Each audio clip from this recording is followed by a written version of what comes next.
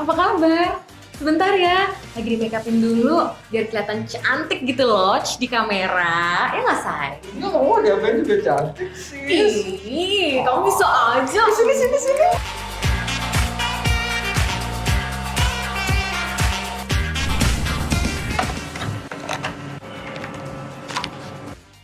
Oke, nanti kita akan mulai pas countdown ya. Dan nanti di dalam Mbak langsung masuk dan duduk aja di posisi yang udah ditentuin. Jangan lupa prokesnya ya. Oke. Oke, Kak, sekarang sudah bisa masuk ke ruangan, jadi good luck. Oke, thank you. Hurry.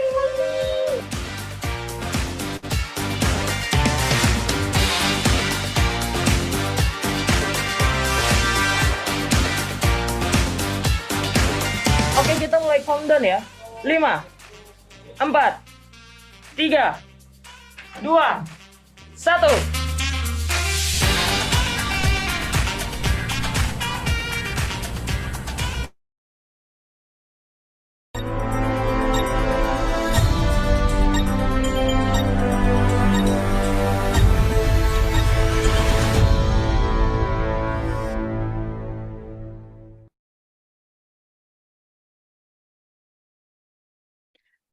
Oke, hai, selamat sore untuk teman-teman semuanya. Selamat sore untuk rekan-rekan. Assalamualaikum warahmatullahi wabarakatuh. Shalom, Om Swastiastu, Namo Buddhaya, salam kebajikan, salam sejahtera untuk kita semua, dan salam sehat untuk semua rekan-rekan yang sudah boleh bergabung pada webinar sore hari ini. Nah, sembari menunggu ini masih banyak sekali nih teman-teman yang hadir ya, yang ingin join seperti itu. Mungkin teman-teman juga bisa undang untuk teman-teman yang lain yang belum hadir dalam acara webinar kali ini untuk mereka bisa join bersama ya, karena nanti kita juga akan belajar bagaimana nih SQA ya. Kalau misalnya teman-teman udah tahu, ini akan diupdate lagi. Kalau teman-teman belum tahu, teman-teman ini bisa belajar bareng bersama Juara Coding. Nah, dengan tema Software Quality Assurance and Security Testing. Nah, kira-kira apa sih SQA dan security testing itu seperti apa, bagaimana bentuknya? Ya, nanti kita akan sama-sama belajar bersama dua pembicara kita yang akan hadir pada sore hari ini. Izinkan saya memperkenalkannya terlebih dahulu kepada teman-teman. Yang pertama ada Kak Koswara. Halo Kak Koswara, selamat sore. Halo Kak Icil, selamat sore. Hai, selamat sore Pak. Aku manggilnya Kak aja ya, kalau misalnya Ya, Pak kok kayaknya kurang gimana gitu. Oke, nah Kak Koswara ini salah satu trainer juga, senior trainer di Juara Coding teman-teman. Jadi kalau misalnya teman-teman di sini udah ikut webinarnya ya, terus nanti kepo banget dan pengen join juga di acara di acara kita selanjutnya, ataupun juga di bootcampnya Juara Coding, itu teman-teman juga bisa ya. Nah, di sini untuk Kak Koswara ini sudah lama menjadi software automation tester ya, juga sering mentesting ya, melakukan testing ya Kak Koswara ya. betul Kak Lalu Icil. juga build server learning management system seperti itu, dan banyak sekali ini teman-teman ya pekerjaan yang sudah dilakukan, jadi sudah melanglang buana di dunia SQA nih teman-teman ya. Jadi luar biasa banget. Nah, yang kedua akan ada pembicara juga ya yang akan menyampaikan mengenai SQA. Ini ada Kak Dewa Brata. Halo Kak Dewa Brata. Sorry. Mute tadi. Oke, semangat siang semua ya, istilahnya. Semangat pagi Semangat semuanya. pagi ya, harus semangat pagi nih. Oke, nah sekilas informasi mengenai Kak Dewa Brata. Ini Kak Dewa pernah menjadi Head Mobile Division di PT Indocyber Global Technology, lalu juga pernah menjadi CTO ya di PT Berolina Solusi.com di Jakarta, kurang lebih seperti itu. Dan saat ini beliau juga menjadi Head of Bootcamp di Juara Coding teman-teman ya. Jadi udah tahu ya nih, kedua pembicara kita nih udah nggak main-main nih ya. Jadi kalau misalnya teman-teman mau tahu, mau kepoin lebih lanjut tentang SQA, bisa langsung bertanya. Dan jangan lupa tetap stay tune, jangan pergi kemana-mana, jangan pindah channel, tiba-tiba kalian setel YouTube terus malah jadi lari ke YouTube, jangan ya. Jadi standby di sini aja. Dan nanti juga akan ada informasi mengenai Juara Coding itu seperti apa, bagaimana, yang akan disampaikan juga oleh Kak Reski ya. Nah, jadi teman-teman, tanpa berlama-lama lagi, kita langsung akan masuk ke dalam materi pada sore hari ini mengenai SQA dan juga security testing yang akan dibawakan oleh Kak Koswara dan juga Kak Dewa. Dipersilakan. Oke, terima kasih Kak Icil. Kita langsung aja kali ya, langsung pada topik utamanya. Tentunya yang semua teman-teman di sini pada penasaran ya, kenapa kita mendiskusikan soal masalah SQA dan security, apa sih hubungannya, gitu kan? Sebelumnya saya cek dulu, suara saya cukup bagus ya untuk semuanya, teman-teman semuanya. Kalau paling enak tuh kalau dengerin pakai headset juga ya. Jadi lebih jelas suaranya tidak terganggu dengan suara-suara yang di lain tempat istilahnya. Oke, langsung aja ini saya akan bahas kenapa sih, karena saya melihat ya beberapa tahun ini ya atau akhir-akhir tahun ini SQA ini sedang meningkat pesat. Kenapa bisa seperti itu? Karena kita tahu sendiri ya, hampir semua lini industri sekarang berhubungan dengan IT ya istilahnya ya, seperti itu ya. Jadi kalau sudah berhubungan dengan IT, pasti orang selalu akan mendevelop sebuah aplikasi. Oke, tentunya apa namanya? Kalau sudah aplikasi sudah banyak di-develop, tentunya akan dibutuhkan banyak software tester istilahnya. Kenapa harus di-tester? Karena setiap aplikasi yang baik harus tentunya melewati dari kriteria-kriteria yang bisa dinikmatin oleh semua pengguna software nanti, seperti itu. Namun apa hubungan dengan security ya? Ini bukannya kita ambil trending aja ya, gara-gara sekarang lagi banyak hacking-hackingan, terus sekarang pakai security testing, enggak. Ternyata ini menjadi concern utama juga yang mungkin orang-orang yang sebelumnya ya, yang teknologi sebelumnya itu tidak terlalu concern ke arah sini. Dan ini kita akan bahas ke depannya dengan Mas Koswara. Tentunya nanti Mas Koswara juga akan mendemokan ya Mas Koswara ya? Ya Pak, sedikit lah tentang gimana sih menjadi seorang SQA yang juga sekaligus untuk ngetes security ya, gitu kan? Ya, jadi parameter pada produk quality itu akan bertambah gitu kan. Yang mungkin dulu kita tahu ya, QA hanya mengetes sebuah software, sekarang sudah ada namanya automation dan itu sudah dipelajari juga di Juara Coding ya, bagi teman-teman yang ingin tahu bagaimana caranya menjadi automation quality assurance gitu kan. Nah, itu juga bisa banyak kita seminar-seminar sebelumnya, terus juga ada kelasnya, itu bisa lebih banyak. Nah, sekarang mau ada tren baru lagi nih, dan kita akan prepare ke arah sana juga. Tentunya kenapa? Karena kita biar mempersiapkan lebih update ya tentang teknologi dan kebutuhan pada dunia industri sekarang. Oke, kita mulai aja kali ya, Mas Koswara ya.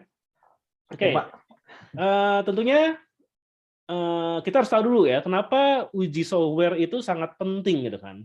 Kalau menurut Mas Koswara sendiri gimana Mas Koswara? Kenapa itu penting istilahnya? Oke. Nah, keberhasilan suatu produk ya kita ketahui bersama nih, apalagi yang ini sudah lama di IT ya. Nah, kita sendiri sebagai misalkan ya developer ya menggunakan aplikasi orang lain contohnya. Kalau ada bug misalkan atau ada error lah, apa yang kita rasakan? Ya. Oke, nah tentunya kan apa istilahnya? Kita sendiri kan merasa nah ini kenapa sih gitu kan, apakah tidak dicek terlebih dahulu gitu kan sebelum menyebalkan ya kalau ada menggunakan, bug ya di softwarenya ya istilahnya ya. Ya Pak. Nah, apalagi yang digunakan oleh orang-orang awam gitu ya Pak ya. Iya, kalau Ketika yang nggak ngerti gitu ya, bisa ibu-ibu gitu kan pakai software. Nah, ini mungkin ada yang menarik juga ya. Mungkin saya sedikit potong sedikit. Kenapa sih orang lebih suka handphone tertentu ya? Katanya lebih user friendly gitu kan. Kalau kita sebut merek, misalnya kayak Apple gitu ya. Kenapa sih orang itu suka banget tuh sama handphone gitu kan? Yang katanya gampang banget untuk digunakannya ya istilahnya Mas Koswara ya. Ya, tentunya itu yang membedakan juga ya. Nggak main-main juga dari sisi quality produknya. Handphone Apple itu benar-benar di quality testingnya itu benar-benar sangat baik dari segi hardware maupun software, sangat-sangat tinggi ya. Bahkan sekarang kalau kita perhatikan ya, apa sih yang ditambahkan biasanya adalah security juga di sana gitu kan. Kayak dulu mungkin security hanya pakai nomor ID misalnya atau pattern gitu ya istilahnya ya. Sekarang kita sudah ada namanya pakai fingerprint, pakai Face ID gitu kan, itu berarti semakin majunya zaman ternyata juga rampoknya juga atau kriminalnya juga semakin high tech juga ya, seperti itu ya. Ya itulah kenapa kita yang dulunya hanya orang-orang tertentu yang bisa mengetahui atau yang membutuhkan, sekarang harus semua praktisi IT juga aware ke sana, seperti itu kan. Jadi tadi ya, keberhasilan suatu produk itu tergantung dari kualitas produk itu, dan kualitas itu tidak boleh mengabaikan masalah namanya security ya, karena itu sifatnya nanti berhubungan bisa ke privasi, bisa ke amanan dari segi datanya si user gitu kan. Tentunya kalau kita nggak mau ya kita pakai produk, data kita dicuri ya kan. Sekarang kan banyak tuh penipuan-penipuan ya, saya barusan dapat SMS lagi gitu kan, atau WA lah, WA grup penipuan gitu kan, pinjol. Wah. Ya kenapa? Karena datanya tersebar luas ya istilahnya ya. Data privasi kita tersebar luas, dan itu annoying ya, maksudnya kalau kita mungkin yang aware dengan security mungkin oh ini penipuan gitu kan, tapi bagi banyak orang ini tidak tahu, dan itu bisa membawa nama buruk juga bagi sebuah institusi gitu kan istilahnya kan, kalau sampai itu terjadi gitu kan. Makanya uji software itu sangat penting gitu kan. Ditambah lagi sekarang ada satu segmen atau satu entitas yang juga tidak boleh kita abaikan. Oke. Jadi SKA ini banyak entitasnya ya. Jadi kemajuan zaman itu membuat SKA itu juga menjadi berkembang. Kita tidak bisa memandang sebelah mata untuk kebutuhan SKA ini. Dulu mungkin kalian yang sudah bekerja sebagai QA ya kalian hanya sebatas mengetes suatu produk gitu kan, atau software gitu kan. Sekarang banyak banget nih ilmu yang ibaratnya diperlukan untuk sebagai seorang QA yang modern ya gitu kan, bukan QA yang zaman dulu lagi gitu ya, tapi QA yang modern gitu kan. Seperti apa? Contohnya yang kemarin kita bahas adalah soal masalah automation gitu kan. Sekarang QA sudah diwajibkan atau sudah disyaratkan dan tanda kutip gitu ya istilahnya ya, bagi semua perusahaan harus bisa untuk automation gitu kan. Berarti harus ada skill yang di-upgrade gitu kan. Tidak sampai di situ aja ya. Kedepannya mungkin di tahun 2023 atau tahun 2024 gitu kan, dengan berkembangnya lebih pesat dunia teknologi gitu ya, dengan ada 5G dan lain-lain, tentunya banyak tindak-tindakan yang di luar dari biasanya ya, seperti contohnya kriminalitas gitu kan, itu juga harus di-aware gitu kan, dari sisi produknya itu sendiri gitu kan, kualitas sebuah produk itu sendiri gitu kan, yang dulunya mungkin tadi ya tidak terlalu di-aware, itu mulai harus di-aware ya kan. Jadi ini selalu berkembang dengan kemajuan zaman. Kayak kemarin Pak kasusnya Biorka ya. Nah, itu sebetulnya kasus yang mungkin ya sering terjadi gitu kan istilahnya. Maksudnya apa? Banyak kok yang kebobolan gitu ya Mas Osara ya mungkin ya. Cuma kan gini ya, kalau copetnya saking canggihnya tapi kita nggak tahu kalau dompet kita dicopet gitu. Ya kan? Hanya kemarin tuh boomingnya kenapa? Karena ini menyangkut data orang banyak ya, kalau nggak salah kemarin tuh ya istilahnya ya. Menyangkut data orang banyak, dan yang terserang pun yang tadi ya seharusnya tidak terjadi seperti itu kan. Itu menjadi kontroversi saat ini gitu kan istilahnya kan. Sehingga semua orang mulai aware nih ya gitu kan. Meskipun kadang-kadang kita juga mungkin ya tidak semua orang-orang yang ada di kita ini juga aware soal masalah seperti untuk apa sih emangnya, kan cuma data kayak gitu doang, emang banyak kan di tempat apa namanya bar telepon gitu misalnya, tempat isi pulsa juga banyak ya. Sebetulnya itu karena tidak ada concern ya, tidak ada concern mengenai diri kita soal privasi kita sendiri seperti itu kan. Sudah terbiasa untuk membongkar semua apa sih, semua data kita gitu. Tapi itu berbahaya loh. Bayangkan ya, sekarang kalau registrasi apa namanya telepon deh misalnya untuk nomor baru ya, apa sih yang diminta coba? Bayangin coba, apa coba yang diminta? Sekarang harus ada nomor kakak, nah ya kan? Terus kalian saking malesnya gitu ya, saking nggak mau ribetnya, kalian ke tempat ke tempat tukang jual pulsa gitu ya. Terus sebutin nomor kakaknya gitu kan. Tahu nggak apa bahayanya gitu kan? Kalau yang nggak aware mungkin nggak tahu ya gitu kan. Cuma nomor doang kok gitu kan, cuma informasi juga tahu, tetangga juga gitu kan. Tapi bayangin sekarang ya, sekarang yang lagi marak apa sih yang sedang banyak penipuan? Pinjaman online, ya nggak? Pinjaman online itu hanya membutuhkan KTP kalian atau kakak kalian atau muka kalian gitu misalnya kan, yang verifikasinya itu bisa langsung di-approve, ya kan? Dan itu banyak sekali kejadian ya istilahnya karena data kalian tersebar dengan menggunakan data itu, akhirnya apa? Orang seenaknya tiba-tiba yang nakal-nakal nih ya, misalnya entah itu pinjol yang nakal atau mungkin ada orang yang iseng gitu kan ya, registrasi gitu kan, tiba-tiba kalian dikirimin uang gitu. Terus kalian suruh nyicil, padahal juga nggak butuh-butuh juga gitu. Ya kan? Kalau nggak punya uang kan pusing istilahnya kan. Nah, itu apa? Itu karena kita tidak aware dengan kemajuan zaman ya, apalagi masalah kriminalitas di teknologi seperti itu kan ya. Dan itu sering terjadi gitu kan. Dan semakin lama ya semakin canggih orang yang menipu juga ya istilahnya ya.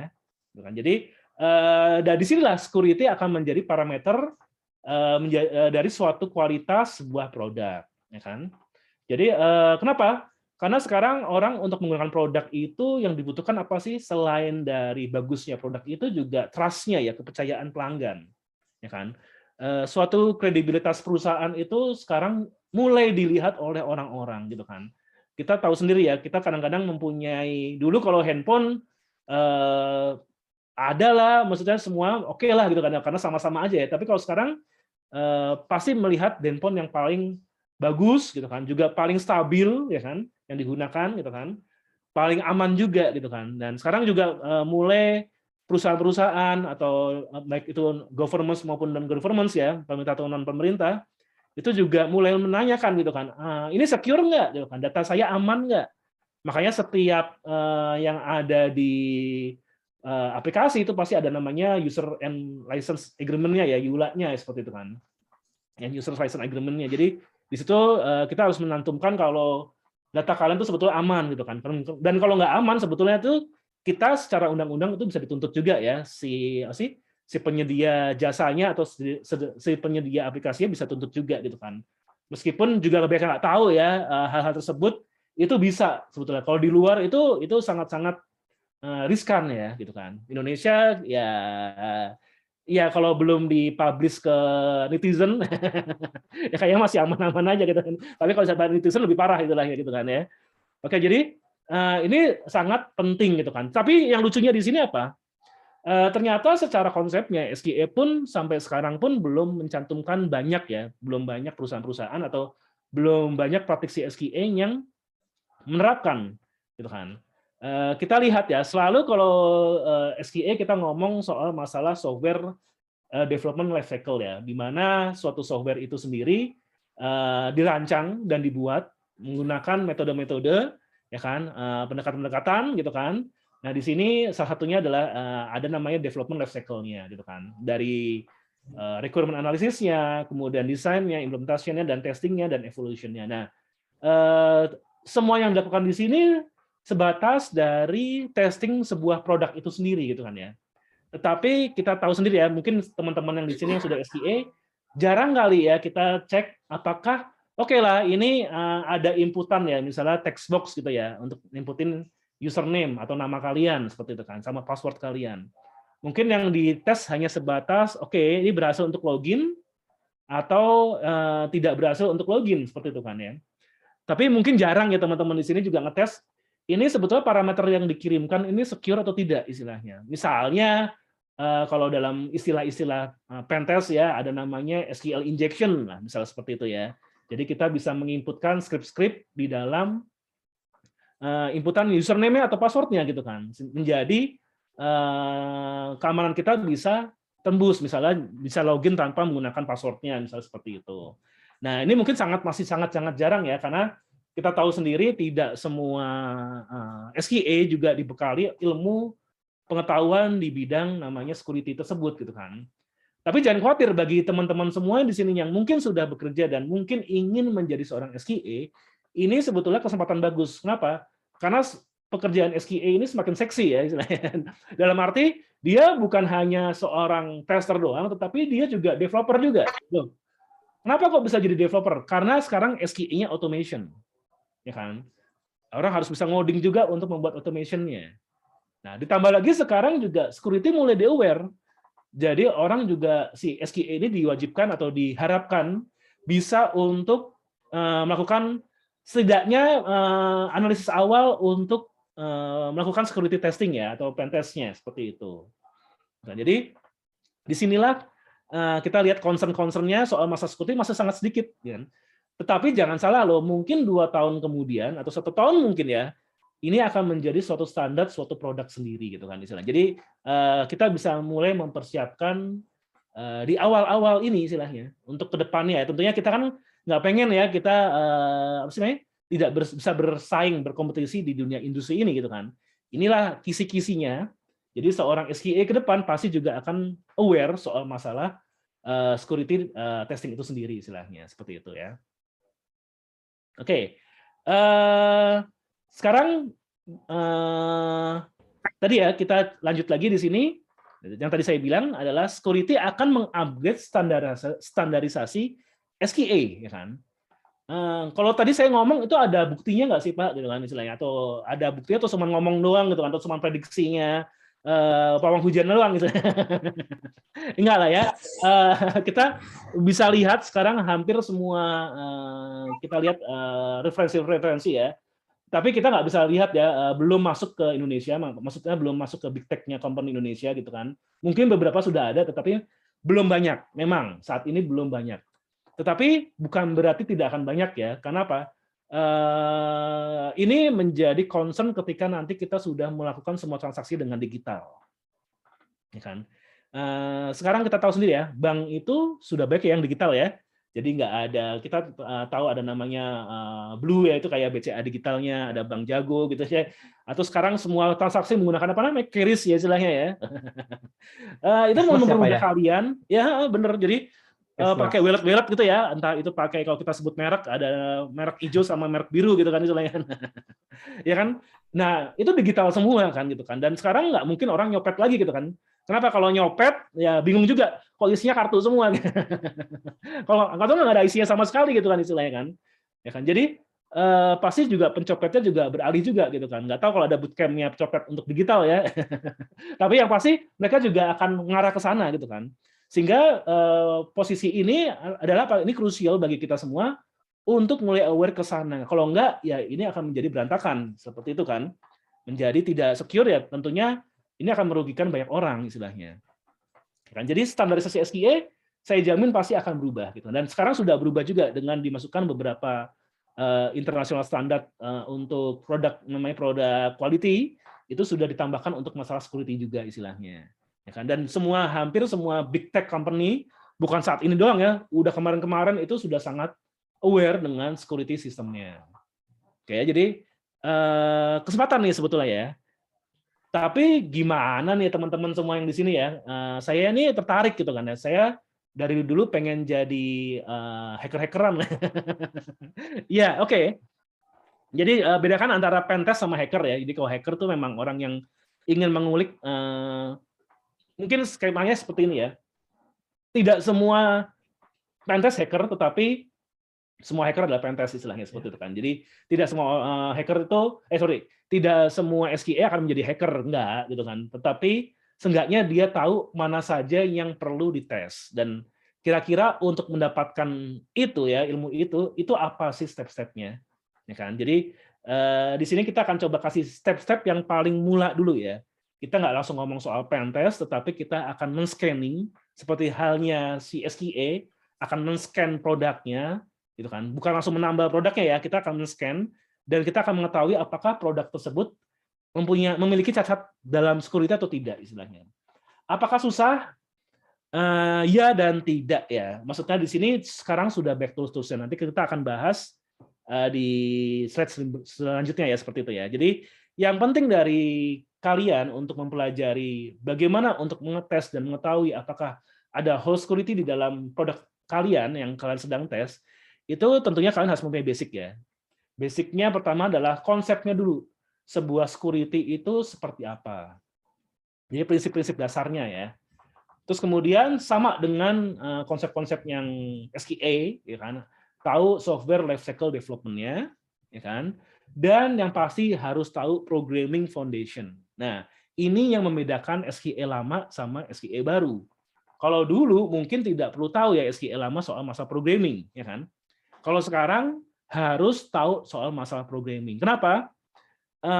Banyak advantage bagi kalian SQA atau QA yang sekarang masih manual ya. untuk lebih mengetahui programming. Karena secara kita boleh lihat ya, dari salary untuk gaji ya, kita ngomong dari salary ya, gaji, antara programmer dan SQL automation sekarang sudah hampir sama ya, atau sama lah kita bilang ya. Atau mungkin bisa lebih mahal. Kebayang ya? Gitu kan. Kita nggak boleh meremehkan SQL lagi ya. Kita nggak boleh meremehkan SQL lagi. Kenapa? Karena gajinya itu sekarang lebih mahal kadang-kadang untuk yang automation. Ini hukum pasar ya, gitu kan. Programmer sekarang banyak kan istilahnya kan. Tetapi programmer yang mengerti foundational untuk pembuatan automation itu sekarang masih jarang. Nah, lucu ya. Jadi, tapi saya nggak ngomong semua SQL, saya ngomong SQL yang automation istilahnya. Kenapa? Karena dia harus tahu cara mengcoding dan dia tahu juga harus caranya mengetes yang baik dan benar. Dan itu adalah suatu ilmu yang baru ya, selain dari web developer atau front end developer atau back end developer, di sini sekarang juga ada namanya programmer automation istilahnya seperti itu. Nah, banyak yang tidak aware di sini ya istilahnya ya. Oh, QM gitu doang. Ternyata kok QM automation itu lebih bagus loh istilahnya gitu kan. Nah, ditambah lagi apalagi kalian mempunyai fondasi mengenai security testing konsep tadi istilahnya. Ya kan itu akan jauh lebih mahal lagi nanti ke depannya. Oke. Contohnya apa sih? Kita dalam suatu produk ya kan. Ini kita langsung aja ya. Mungkin saya nggak akan lebih detail tiba-tiba kenapa saya ngomong tentang CIA. Ini bukan agensi ya, bukan agensi bukan agensi Amerika, bukan Central Intelligence Agency, bukan. Tetapi ini adalah suatu metodologi bagaimana kita itu membuat produk itu menjadi lebih aman ya istilahnya. Maksudnya bukan lebih aman, standarisasi produk agar aman seperti apa, gitu. Nah di sini ada istilahnya ya. Produk yang aman itu harus memperhatikan tiga konsep atau tiga part dari aplikasi istilahnya, yaitu pertama confidentiality, jadi adalah privasi user. Jadi aplikasi yang disebut secure adalah aplikasi yang sudah memperhatikan masalah privasi user. Contohnya apa? Contohnya ketika kita menginput sebuah informasi, tentunya informasi yang ini rahasia ya, maksudnya tidak boleh disebarkan ya kan. Memang agak aneh ya kalau di Indonesia ya, mungkin contohnya apa yang rahasia itu sebetulnya tanggal lahir. Itu rahasia sebetulnya, ya kan. Tapi kalau Indonesia kan wajib ya untuk diisi. Saya juga nggak ngerti ya. Tapi jujur ya, itu di luar itu rahasia ya, nggak. Pertama nggak etis gitu kan. Kedua ini juga sensitif gitu kan. Tidak semua orang suka untuk di blow up atau disebutkan untuk tanggal lahirnya, ya kan. Terus banyak lagi ya kayak KTP, nomor KK, ya kan, foto, ya kan, istilahnya informasi alamat, ya kan. Bayangkan alamat itu rahasia juga ya gitu kan. Nggak boleh sebetulnya untuk tersebar gitu kan. Apalagi kalau semua kombinasi itu ada, ya kan. Ini sangat berbahaya. Kenapa? Karena melakukan authentication ya, maksudnya melakukan verifikasi terhadap diri seseorang, biasanya yang ditanya awal adalah itu, ya kan. Ibu kandung misalnya gitu kan. Ini nggak ada di Jepang atau di Eropa nanyain ibu kandungnya. Cuman form Indonesia aja yang ada. Nah itu kalaupun ada seperti itu harus kita jaga ya, jangan sampai tersebar. Kenapa? Karena disitulah letak awalnya ya. Jadi gini deh, hacker itu biasanya melakukan profiling juga ya. Hacker itu sebetulnya nggak selalu dengan teknologi kita bisa nge-crack, kita bisa lihat celah dari sistem. Kadang-kadang nggak seperti itu juga. Ada namanya social engineering ya. Kita kenal namanya social engineering. Jadi bagaimana kita menghack, karena sistemnya kuat, kita nggak bisa nge-hack sistemnya lagi gitu kan. Yang pasti punya kelemahan apa gitu kan? Manusia ya kan. Manusia, betul. Iya, manusia selalu mempunyai kelemahan ya kan. Yang dihack manusianya. Gitu. Itulah yang disebut namanya social engineering. Maksudnya apa? Kita melakukan manipulasi terhadap seseorang agar mendapatkan informasi yang kita inginkan. Gitu kan. Ya penipuan-penipuan itu salah satunya adalah social engineering ya. Contohnya kita memberikan password itu biasanya apa sih yang paling gampang diingat? Ya kombinasi antara ibu atau misalnya nomor telepon atau misalnya ulang tahun gitu kan. Kalau kombinasi itu semua kita bisa nge-brute force misalnya, atau kita ibaratnya coba-coba gitu ya istilahnya ya. passwordnya bisa masuk gitu kan. Apalagi yang malas bikin password gitu, yang malas ngapal kan. Tahu sendiri kita kan kadang-kadang suka malas ngapal gitu kan, istilahnya kan. Kita yang gampang dihafal aja gitu kan ya. Nah, itu bisa dapat semua ya kan. Footprinting-nya sudah dari sana gitu kan, dari data-data yang terbuka di situ istilahnya. Ya kan? Nah, ini hati-hati nih ya yang punya password Facebook pakai nomor tanggal lahir. Terus kalian ganti habis ini gitu istilahnya gitu ya. Nah, Karena itu ini Pak, terus ini Pak sebentar yang ya. yang pernah nonton filmnya Who Am I? Nah, Itu dapat tuh. Bagaimana iya, itu social engineering sampai seorang hacker ya. Iya, jadi itu paling mudah ya. Who Am I? Kenapa nipu orang paling gampang ya daripada nipu sistem gitu kan istilahnya kan ya. Ya kan? Nah, itu menjadi concern ya. Makanya tapi kan nggak gini, nggak semua banyak orang tahu ya istilahnya ya, nggak semua banyak orang tahu mengenai hal ini gitu kan. Padahal ini kalian mungkin tahu ya, mungkin udah jadul banget ya. Itu ada salah satu tokoh juga yang saya sukai namanya Kevin Mitnick ya kan. Kevin Mitnick itu hacker gitu kan, tetapi dia ahlinya social engineering gitu kan. Jadi untuk mendapatkan password sebuah perusahaan gitu kan, masuk ke server, dia pura-pura jadi maksudnya technical service misalnya gitu. Dia telepon ke apa namanya? Ke resepsionisnya atau apa gitu kan, terus nanyain ini kalau enggak nanti bisa dimarahin kayak gini, akhirnya dikasih passwordnya gitu kan. Jadi nggak mesti kayak di film-film ya yang hack, wah pakai virus lah, pakai apalah, itu mah film biar cepat aja gitu kan. Kadang-kadang social engineering itu paling parah istilahnya. Kan? Itu tadi ya privasi user. Yang kedua ini integrity istilahnya. Jadi aplikasi kalian itu harus stable gitu kan. Terus datanya harus akurat, gitu kan. Jadi integritas itu di situ ya. Kita bisa melihat ya data-data yang kayak di Google gitu misalnya gitu kan ya. Data yang kalian email punya itu nggak pernah kena virus ya nggak? Pernah kena virus belum pakai Gmail-nya Google? Ya kan? Datanya pernah hilang belum istilahnya? Kalian nyimpen di Google Drive pernah hilang belum gitu kan? Atau berubah gitu kan? Loh, saya nggak pernah nyimpen kok sekarang saya nyimpen ya. Iya kan gitu kan? Nah, itu namanya integrity ya. Jadi kalian kalau ibaratnya kayak bank lah ya. Kalau sudah dipercayakan untuk menyimpan uang ya uang kalian nggak akan hilang gitu kan istilahnya kan. Jadi konsistensi, akurasi sebuah dan kepercayaan sebuah data itu sangat dipentingkan juga istilahnya. Yang ketiga adalah availability istilahnya. Jadi selalu tersedia. Maksudnya apa di sini? Salah yang gampang ya Google lagi ya. Kita ngomongnya big tech terus ya. Facebook dan Google istilahnya gitu kan. Big tech ini kalau kita lihat ya, kalian mengakses Facebook atau Instagram atau kalian mengakses search engine Google, kayaknya setahun sekali, mungkin sekali doang dan itu jam-jaman tidak bisa diaksesnya. Mungkin ada yang punya pengalaman nggak bisa diakses untuk Google, kalian nyari terus nggak ketemu, maaf server sedang mati. Kayaknya jarang banget ya. Tapi ini yang lucu yang kita sering alamin ya, bukan saya menjelek-jelekan ya, tapi ini menjadi pelajaran juga ya. Mungkin kalian yang barusan lulus ya itu atau kalian yang sedang mengikuti ujian SPMB ya kan. Itu sampai ada triknya. Kalau mau ngelihat pagi-pagi. Kenapa tahu alasannya? Ya kan? Karena kalau siang-siang penuh servernya gitu kan, tidak bisa diakses, ya kan? Jadi apa? Jam 1 subuh melihat hasilnya gitu kan. Nah, itu namanya kekurangan dari availabilitas. Jadi tidak bisa ketika di-load sangat banyak orang, tidak bisa untuk melakukan respon yang bagus pada aplikasinya. Nah, 3 ini paling penting ya kan dalam pengembangan aplikasi ketika kalian membuat program gitu kan. Nah, bagaimana caranya untuk menerapkan 3 ini gitu kan? Tentunya tadi ya kita harus tahu bagaimana pastinya membuat program yang bagus ya kan. Kedua, harus taunya program bagus itu dari mana gitu kan? Tentunya dengan cara dites. Dan dites itu juga harus mengikuti dari standar yang ada ya. Ada beberapa ISO yang menjadi standarisasi aplikasi itu apakah layak guna atau tidak istilahnya. Oke. Nah, berhubungan dengan security yang tadi ya kan?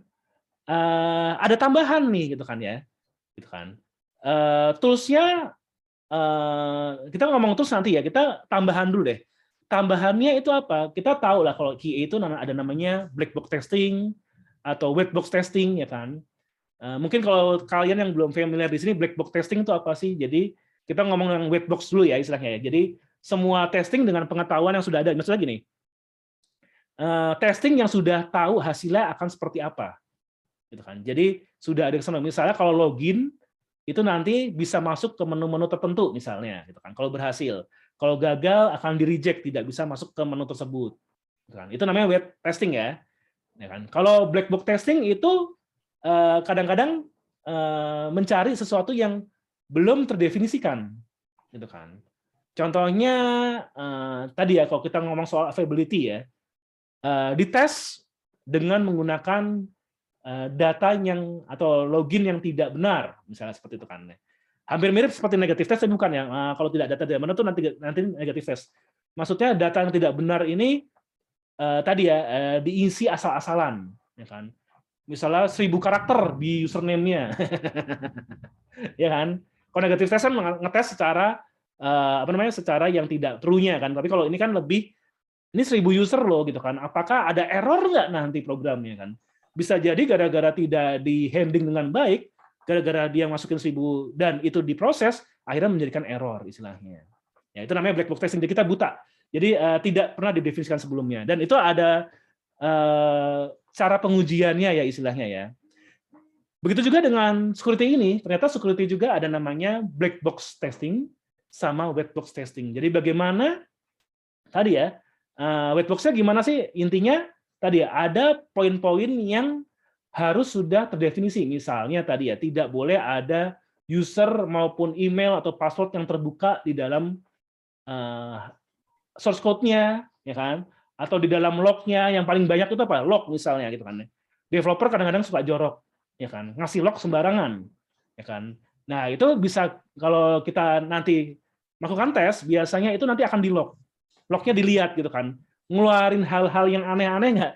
Bisa jadi dia ngeluarin lognya itu bisa ngebongkar tadi aplikasinya gitu kan, lupa gitu kan, lognya misalnya request-nya di log, ya kan, jadi ketahuan user dan password-nya misalnya seperti itu.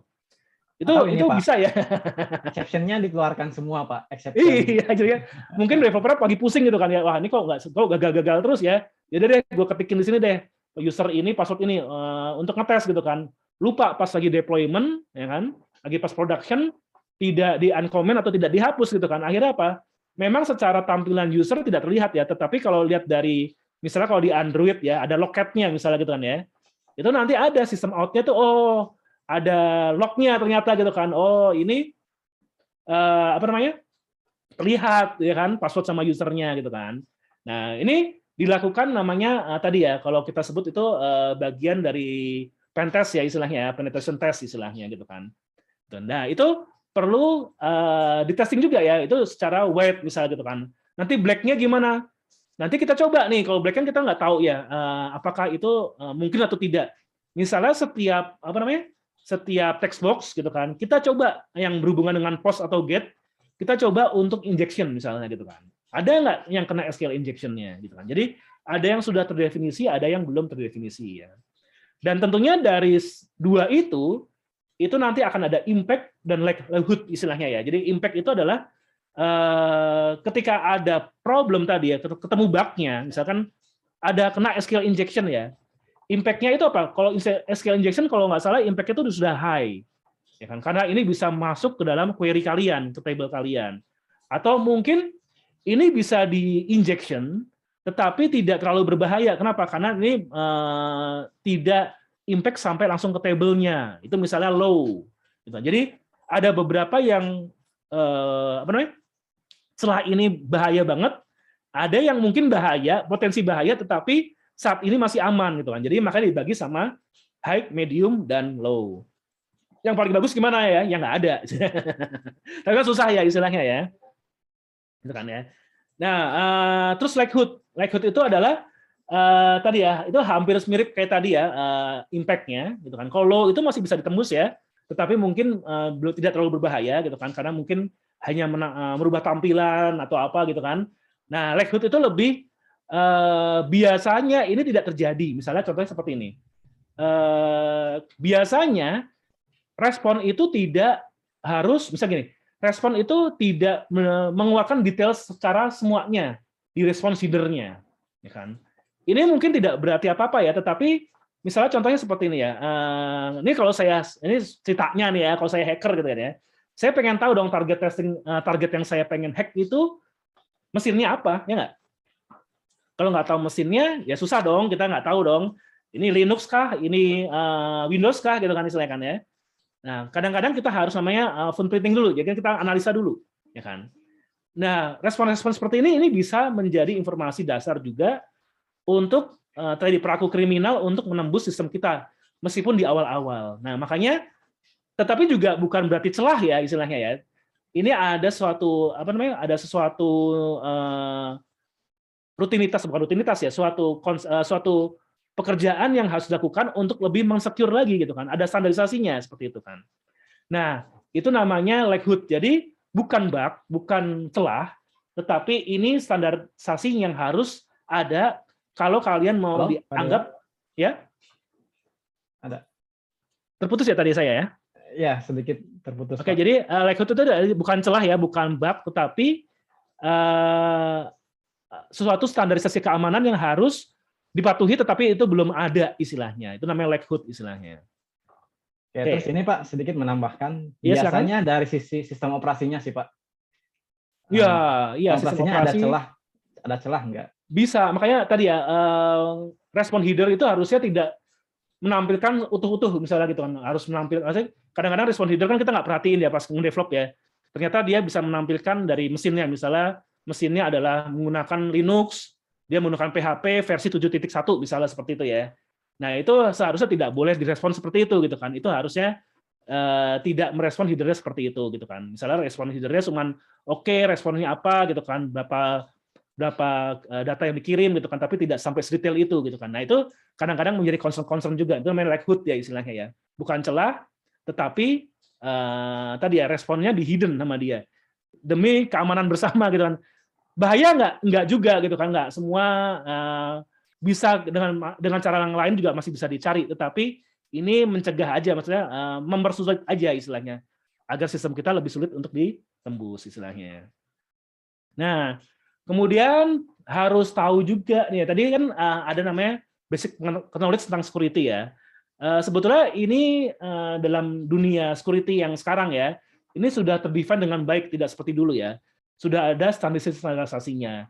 Nah, OWASP ini Open Web Application Security Project ini mendefinisikan ya kira-kira suatu apps itu kira-kira harus tahan dari serangan apa sih?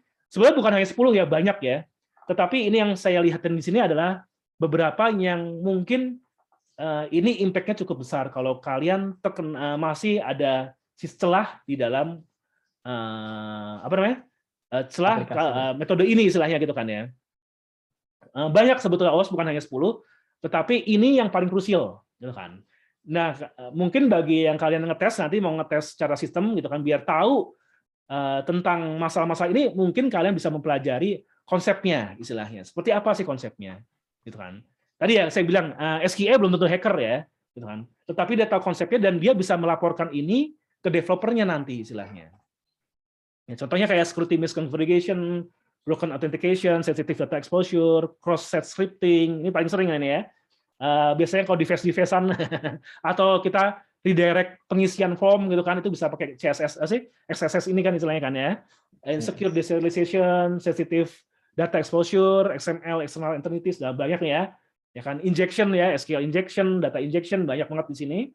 Ya kan, logging dan monitoring yang tadi saya bilang, ya kan. Loggingnya terbuka bebas, bisa gitu kan, semua log development masih terbongkar. Nah, itu menjadi data-data krusial istilahnya. Oke? Nah, susah nggak sih? Gitu kan, ini kayak ribet banget sih Pak, dari tadi ngomongnya kayak gini gitu ya. Sebetulnya tools-nya sekarang sudah banyak ya, namanya application security testing tools. Ya, tadi makanya saya bilang, yang penting kalian tahu konsepnya dulu. Karena menjadi seorang pentest sekarang sudah terstandarisasi gitu kan. Bahkan sekarang juga ada bootcamp-nya juga ya gitu kan. Mudah-mudahan nanti Juara Coding juga mengeluarkan. Tapi kita combine dulu ke SQA, minimal seorang QA bisa mentes secara luarnya, kulitnya gitu kan. Dengan menggunakan tools-tools yang tersedia istilahnya. Nah, di sini tools-toolsnya ada Invicti, ada Acunetics, ada Zap ya, ada Burp Suite gitu kan. Nah, sebenarnya Burp Suite itu lebih tweaking gitu. Tapi nanti kita contohin. Nanti ada Mas Koswara Ya, Ya Pak. kan? Ya gimana Mas Koswara? Nanti kita liatin ya kayak ya untuk bagaimana membuat security gitu kan. Nanti kita akan lihatkan beberapa ini berbayar ya gitu kan. Tapi Burp Suite ini sama Zap ini, Zap itu gratis ya kan, open source gratis. Mungkin ada bayar juga ya untuk plugins-nya. Burp Suite itu ada gratisnya, ada bayarnya. Ada. Itu yang Betul, akan Pak. kita coba kasih studi case-nya ya. Jadi sekarang waktunya demo. Oke, sebentar ya, kita akan demokan. Saya stop share dulu, akan demokan dengan Mas Koswara ya.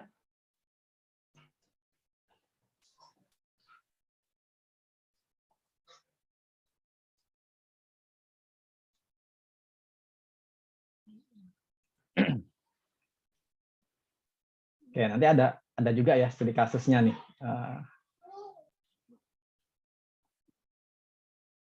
Oke, sudah start sharing ya Pak. Untuk teman-teman juga nanti kalau yang ingin bertanya boleh langsung bertanya di kolom chat ya teman-teman.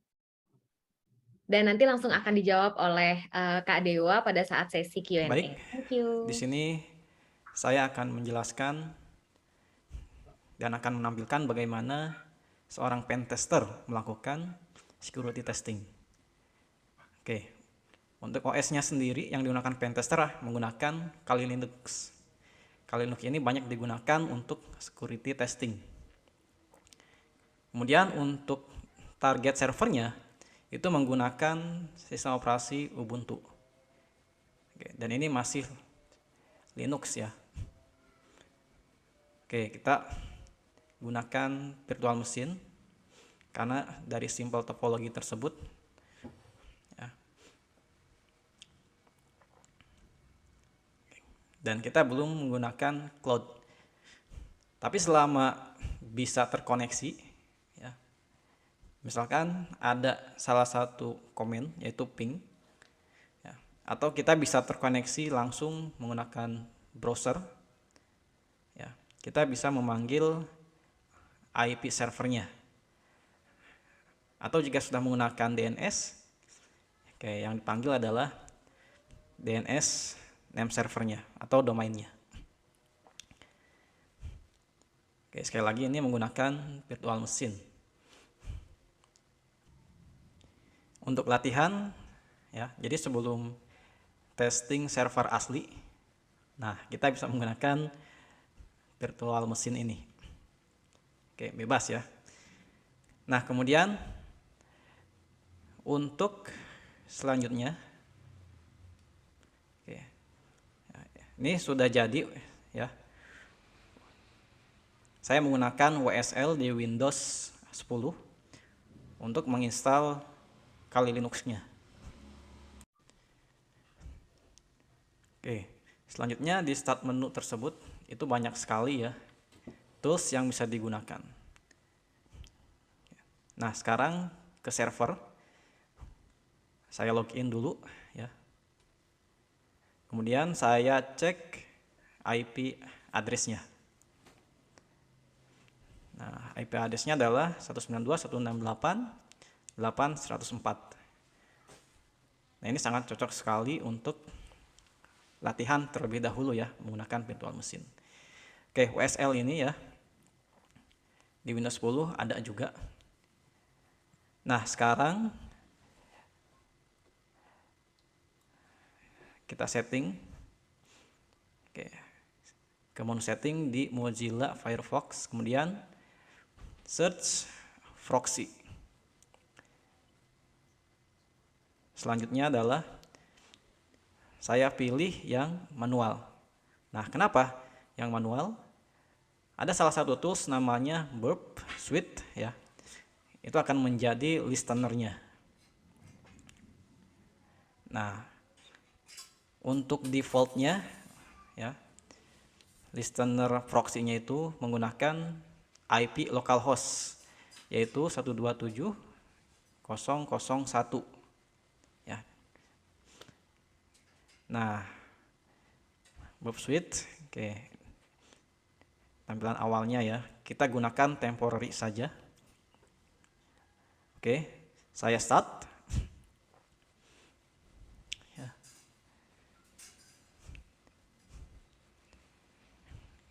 Nah, tadi ya IP-nya untuk listener tersebut menggunakan localhost. Tetapi untuk proxy-nya itu menggunakan port 8080.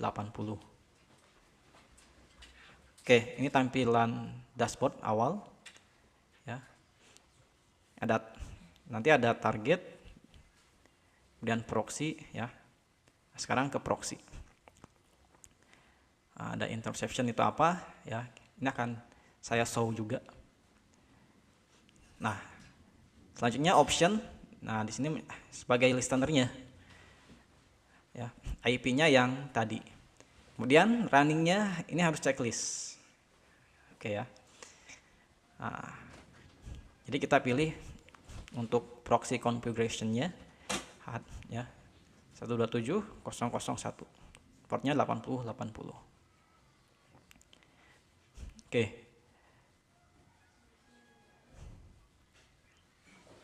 Ya.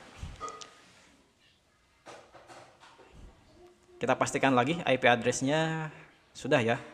IP address-nya. Nah, kita akan menganalisis sebuah website. Ya, Bob ini adalah salah satu tools untuk menganalisis sebuah website. Ya. Kemudian kita panggil IP servernya. Nah, kalau sudah menggunakan DNS atau domain, tinggal panggil domainnya saja.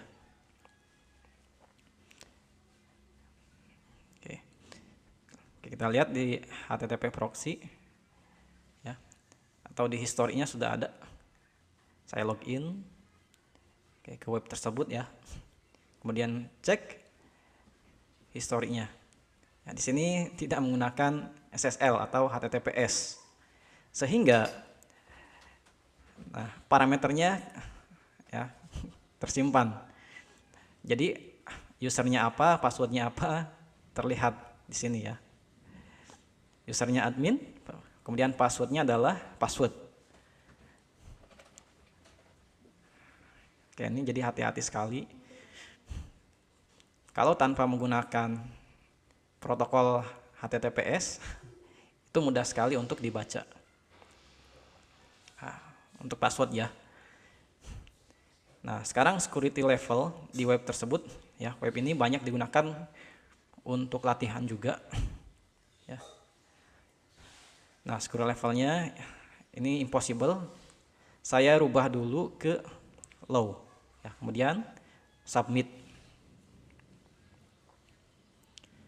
Ya.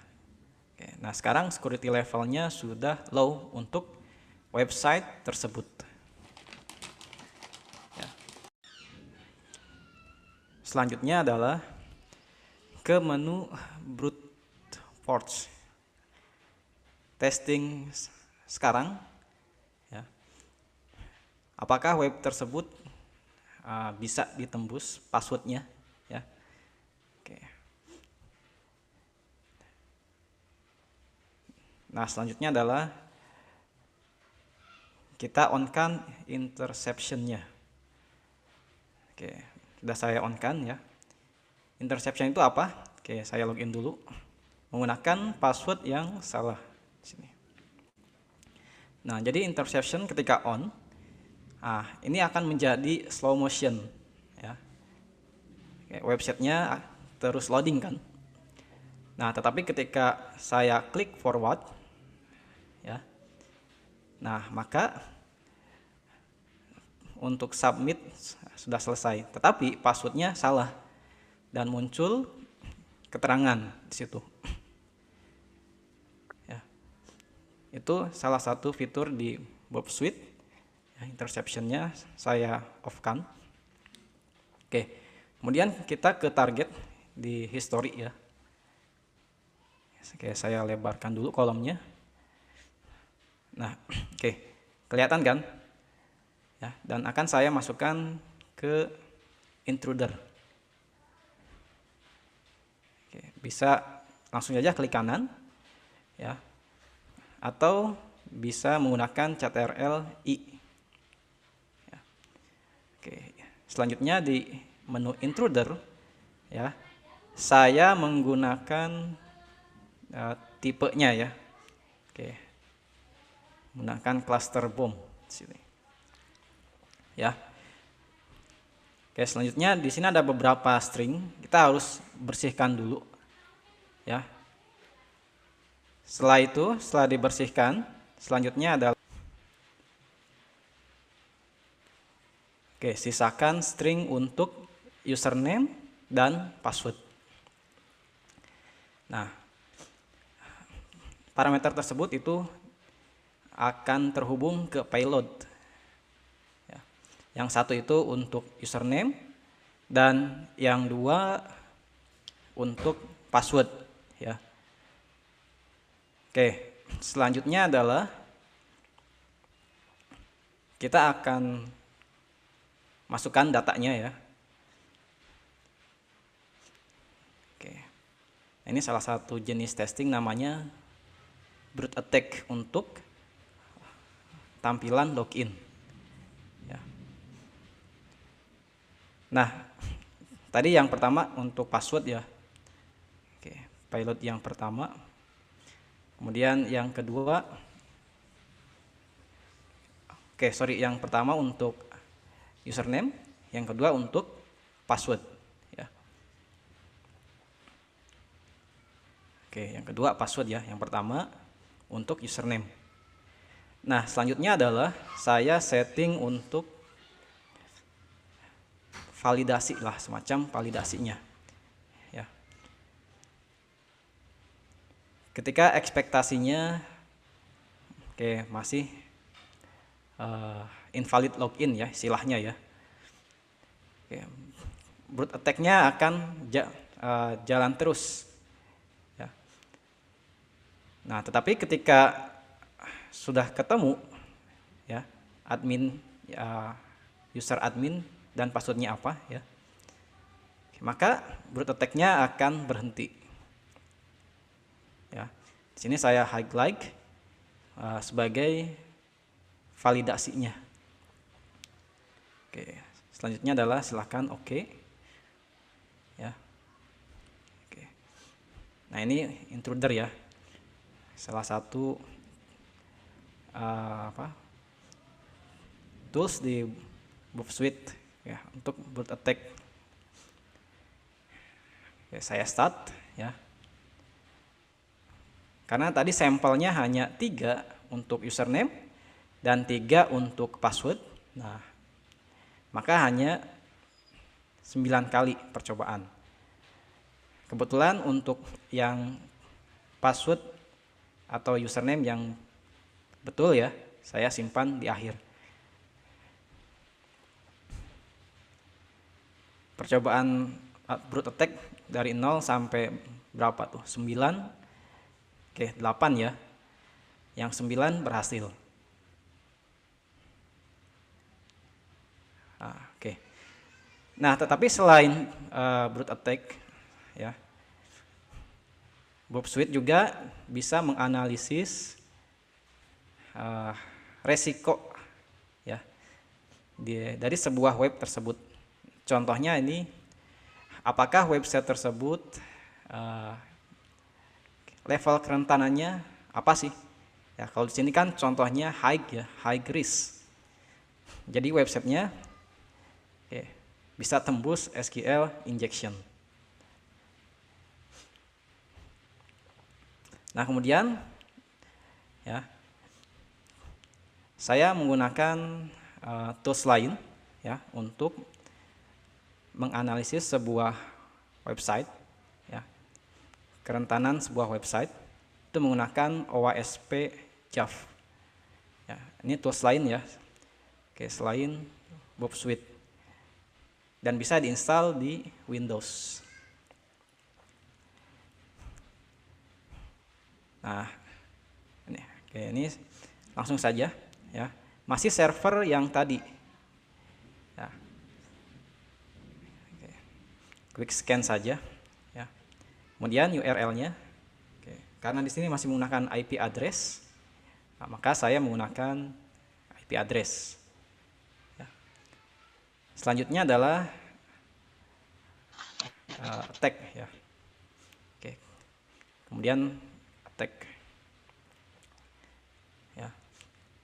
Ini karena hanya tampilan login ya yang dianalisis. Tetapi ketika menggunakan parameter itu bisa. Oke, parameter untuk login ya. Oke. Kita tunggu sampai 100%. Sama, nanti akan menampilkan hasil ya dari kerentanan website tersebut. Ya. Nah, ini tools lain ya, selain Burp Suite. Oke. Oke, nah itu ya. Mungkin itu saja untuk yang bisa saya show pada kesempatan webinar kali ini. Oke, terima kasih.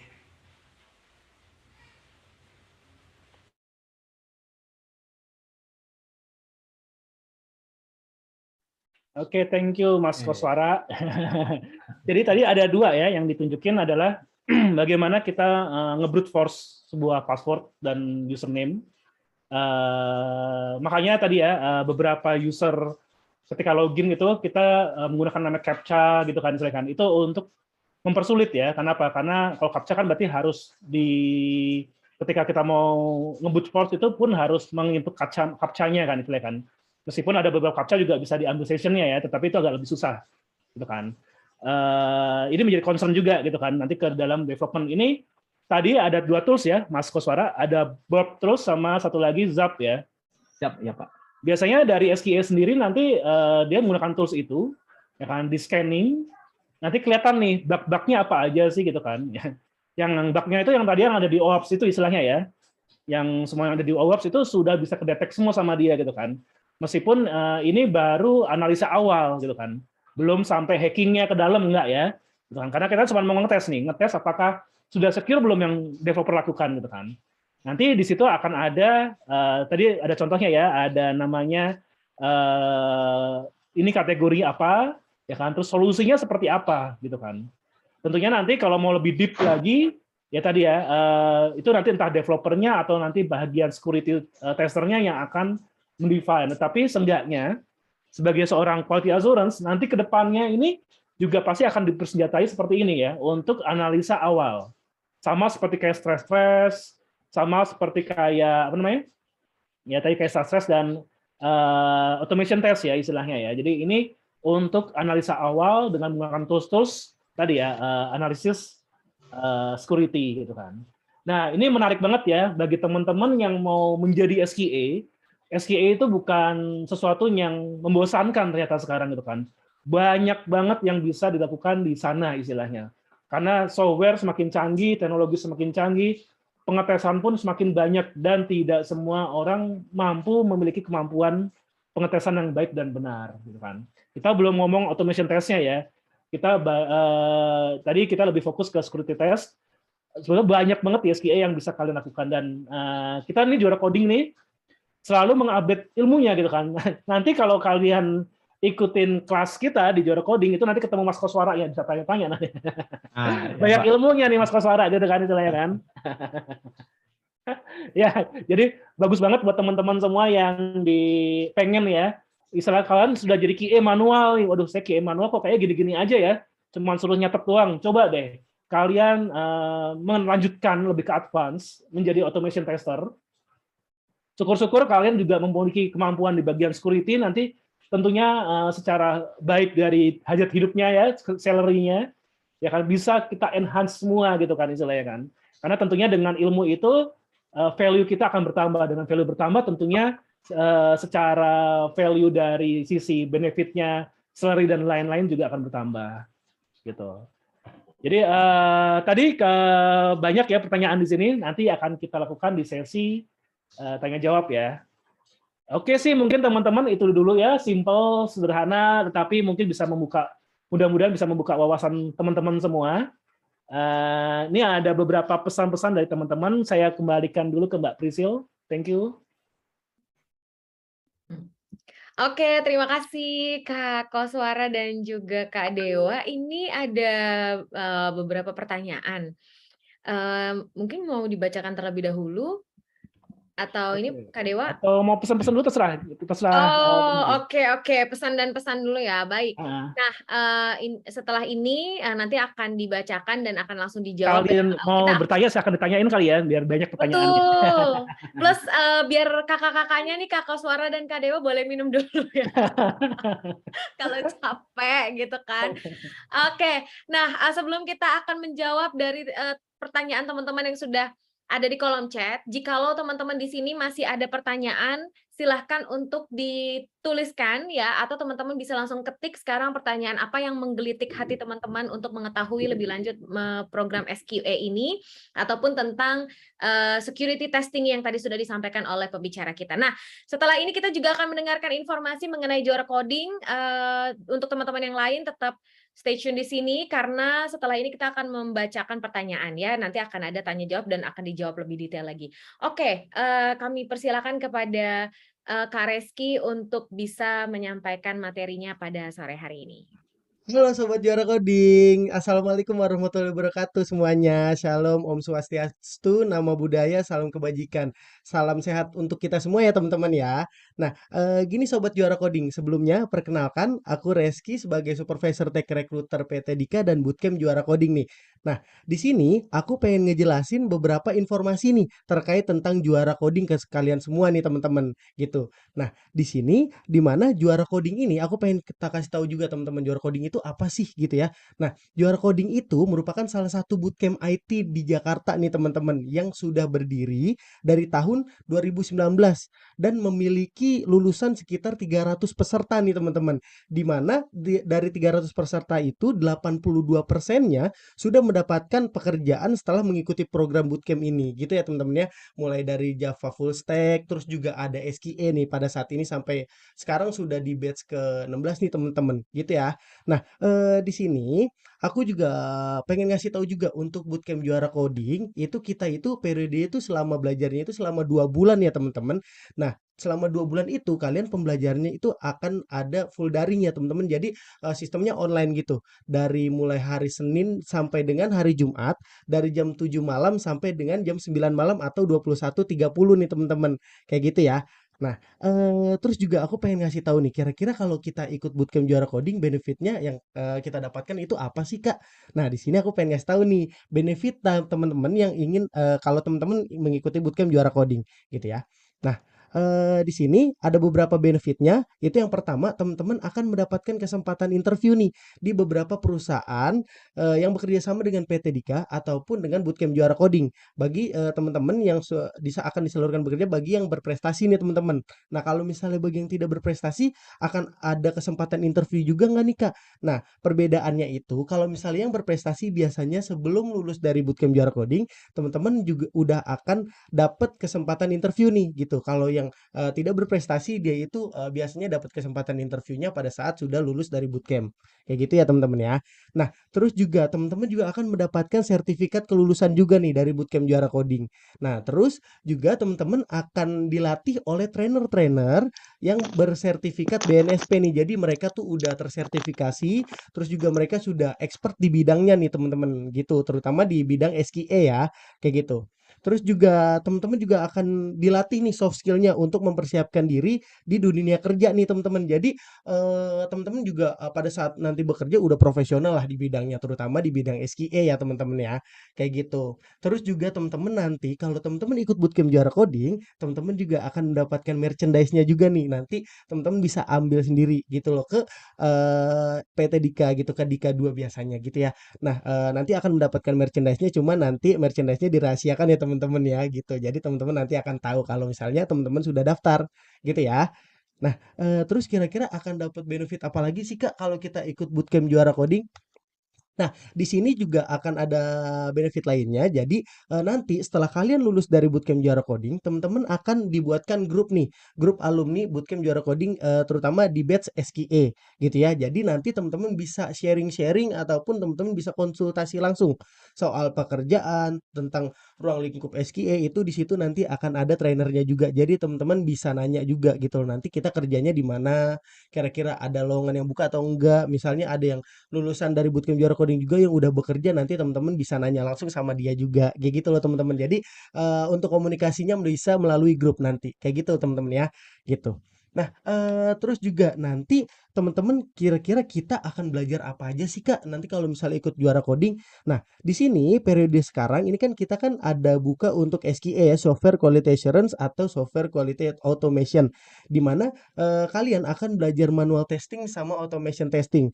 Terus juga teman-teman nanti akan belajar Java fundamental. Terus juga teman-teman akan belajar automation testing Selenium nih teman-teman. Terus juga teman-teman juga akan mempelajari untuk automation arsitektur gitu ya. Di mana di automation arsitektur itu ada page object model, terus page factory, terus juga ada Cucumber BDD nih teman-teman. Terus juga teman-teman juga akan belajar RPA, itu robotic process automation, di mana teman-teman bukan cuma ngetesting aja, tapi teman-teman juga akan mendevelop juga gitu. Itu basisnya itu website, mobile application ataupun desktop gitu ya teman-teman gitu. Nah, teman-teman juga akan belajar object oriented programming kayak gitu ya. Terus juga nanti teman-teman akan ada praktik kerjanya juga nih teman-teman gitu. Jadi selama teman-teman ikut bootcamp juara coding, nanti akan ada project yang akan dijalankan, itu ada tugas akhir gitu ya. Itu dari PT Dika biasanya nanti teman-teman kerjakan di tugas akhir itu. Jadi teman-teman bukan cuma materi aja, tapi kalian itu juga akan ada praktik kerjanya juga kayak gitu loh. Gitu ya teman-teman. Gitu ya. Kalau untuk apa yang kalian pelajari nanti. Nah, terus di sini juga kita ada beberapa promo cicilan dan beberapa persyaratan, di mana metode pembayarannya itu ada 3 nih teman-teman. Untuk kalau teman-teman mengikuti bootcamp juara coding, yang pertama itu ISA, itu dia bisa diskon sampai 25%, kalau Dana Cita bisa diskon sampai 35%, terus kalau misalnya untuk cash teman-teman bisa diskon sampai 60%. Nah, di mana kita ada beberapa persyaratan kalau teman-teman ingin mengikuti bootcamp juara coding. Yang pertama, teman-teman itu pria dan wanita ya, maksimal usia 30 tahun, ini untuk ISA ya teman-teman ya. Terus juga pendidikannya minimalnya D3. Kalau misalnya aku pendidikannya nggak D3, masih bisa nggak sih Kak ikut bootcamp juara coding? Tetap masih bisa teman-teman, tapi untuk metode pembayarannya itu nggak bisa pakai ISA ya. Kalau pakai ISA itu minimal dia itu D3 gitu ya teman-teman. Nah, terus juga teman-teman nanti bersedia mengikuti training online dari hari Senin sampai dengan hari Jumat, yang tadi aku bilang dari jam 7 malam sampai jam 9 malam atau setengah 10 malam gitu ya. Terus juga teman-teman harus memiliki laptop dan mempunyai jaringan yang stabil gitu ya. Jadi biar nggak ketinggalan materinya. Terus juga nanti teman-teman akan ada LMS sistemnya. Jadi teman-teman bisa ngelihat materi-materi sebelumnya atau materi hari itu ada di sistemnya gitu ya teman-teman gitu. Nah, terus juga nanti teman-teman akan ada biaya pendaftaran nih kalau untuk ISA gitu. Terus juga nanti aku kasih tahu untuk biaya pendaftarannya. Terus juga untuk bagi peserta ISA itu teman-teman harus wajib lulus tes online dari juara coding. Terus juga nanti harus lulus psikotes. Terus juga nanti teman-teman ada input data diri gitu ya di website resmi PT Dika. Terus juga nanti teman-teman akan dihubungi oleh pihak juara coding untuk verifikasi berkas juga. Gitu ya teman-teman. Nah, itu kalau untuk persyaratan untuk ISA. ISA itu ada juga persyaratannya, dia itu di Jabodetabek dan Bandung nih teman-teman. Kalau di luar Jabodetabek dan Bandung tetap bisa pakai ISA, cuma harus ada kerabat di Jakarta dan bersedia bekerja di Jakarta nantinya gitu ya. Gitu aja sih kalau untuk ISA. Terus juga untuk ISA juga dia itu harus dia belum bekerja nih teman-teman dan sudah lulus S1 ataupun D3 dan dia belum bekerja gitu ya, atau tidak sedang bekerja gitu ya teman-teman. Itu kalau untuk ISA gitu. Nah, di sini ada metode pembayaran ISA. Tadi Kakak ngejelasin ISA terus gitu kan. ISA itu apa sih, Kak? Gitu. Nah, di sini aku pengen ngejelasin ISA itu apa sebenarnya. Nah, ISA itu Income Sharing Agreement, di mana program ISA itu adalah program beasiswa dari bootcamp juara coding untuk para peserta nih teman-teman. Jadi program beasiswa ada beberapa kualifikasi. Nah, kualifikasinya itu yang tadi aku jelaskan gitu. Jadi teman-teman harus bisa lolos dari semua kualifikasi itu ya teman-teman ya untuk ISA. Jadi kalau untuk ISA ini dia itu bayarnya itu nanti teman-teman. Jadi teman-teman mengikuti program bootcamp dulu selama 2 bulan. Nah, nanti bayar biaya pelatihannya itu nanti pada saat teman-teman pada saat sudah disalurkan bekerja gitu ya. Jadi sebelum teman-teman disalurkan bekerja, teman-teman tidak dipungut biaya apa-apa. Jadi selama 2 bulan teman-teman tidak dipungut biaya apa-apa gitu. Jadi pas pada saat teman-teman sudah disalurkan bekerja, baru teman-teman bisa membayar biaya pelatihan tersebut gitu. Dan semua program pembayaran kita itu paymentnya mulai dari ISA, cash, dan dana cita itu bisa dicicil semua ya teman-teman. Nah, cuma nanti akan aku jelaskan untuk program-programnya gitu ya. Nah, di sini aku pengen ngejelasin untuk paymentnya. Di mana paymentnya yang tadi aku bilang itu ada ISA, ada cash, dan ada dana cita. Nah, di sini aku pengen ngejelasin untuk ISA dulu ya, karena banyak banget yang pengen ISA nih kayak gitu loh, untuk mengikuti program beasiswa ISA ini gitu. Nah, di mana kita price-nya itu dari harganya dari awalnya itu sebesar 13.500.000, terus juga bisa mendapatkan diskon sebanyak sebesar 25% ya teman-teman. Terus kalau untuk ISA dia ada biaya administrasinya sekitar 500.000 gitu ya. Itu dibayarnya itu pada saat sebelum mengikuti bootcamp gitu loh teman-teman. Jadi bayar 500.000, setelah itu teman-teman mengikuti bootcamp 2 bulan itu tidak dipungut biaya apa-apa. Nah, ini kan total biayanya itu 9.500.000 ya. Nah, kalian itu kalau bayar 500.000 udah jadi tinggal 9 juta aja gitu. Nah, di sini 9 jutanya itu teman-teman bisa dicicil selama 18 bulan, terus sebesar per bulannya itu dicicil sebesar 500.000 per bulannya. Jadi teman-teman bisa dicicil selama 18 bulan atau 1 tahun setengah pada saat teman-teman sudah lulus dari bootcamp dan sudah disalurkan bekerja ya teman-teman. Itu untuk ISA gitu ya. Jadi 9 juta itu dicicil selama 18 bulan gitu loh. Terus juga ada Dana Cita. Jadi Dana Cita itu ada sebuah platform ya teman-teman. Jadi kalau teman-teman pengen bayar biaya kuliah atau biaya kursus itu dia ada websitenya Dana Cita. Jadi Dana Cita itu buat teman-teman itu bayar biaya-biaya pendidikan gitu ya. Nah, di mana kalau Dana Cita ini teman-teman bisa diskon sampai 35%. Dari 13.500.000 itu tidak ada biaya administrasi ya teman-teman. Jadi teman-teman cuma bayar 8.600.000, dia lebih murah dari ISA gitu ya. Dari 8.600.000 itu teman-teman bisa dicicil selama 12 bulan atau 1 tahun dengan nominal sekitar 700.000, 716.000 gitu ya. Jadi dicicil selama 12 bulan. Nah, bedanya sama ISA, kalau Dana Cita itu teman-teman mencicilnya pada saat sudah mulai bootcamp gitu ya. Udah mencicil selama 12 bulan. Kalau ISA pada saat teman-teman sudah disalurkan bekerja. Itu bedanya. Nah, kalau teman-teman mau lebih murah lagi, teman-teman itu bisa ikut program cash namanya. Kalau program cash itu bisa 13.500.000, bisa diskon 60%. Jadi teman-teman cuma bayar 5.900.000 nih teman-teman gitu loh. Jadi beda jauh banget dari 13.500.000 ya, terus juga sampai 5.900.000 itu jauh banget sih. Kalau misalnya aku sih semangat banget sih ikutnya gitu teman-teman. Nah, di sini bagi teman-teman yang mengikuti webinar, ini teman-teman akan bisa mendapatkan potongan nih. Itu special price dari Juara Coding. Nah, itu untuk 10 orang pertama. Jadi harus buru-buru nih teman-teman. Gitu. Kalau untuk mendapatkan cashback ataupun mendapat potongan. Nah, potongannya itu dari mana? Jadi teman-teman akan bisa mendapatkan potongan sebesar 250.000 sampai dengan 600.000 dengan mengikuti webinar ini. Nah, di mana webinar ini kan gratis ya teman-teman ya. Terus udah gratis, dapat potongan, terus biayanya juga murah banget. Waduh, itu enak banget sih, semangat banget sih kalau aku sih Kak. Kalau aku sih harus buru-buru banget daftar sih kayak gitu. Nah, untuk potongannya 250.000 sampai 600.000 itu potongannya aku kasih tahu. Kalau 250.000 ini teman-teman potongannya itu di ISA ya, di income sharing agreement ya di ISA. Jadi 250.000 itu potongannya itu di biaya administrasinya teman-teman. Jadi teman-teman dari 500.000 cuma bayar 250.000 nih teman-teman.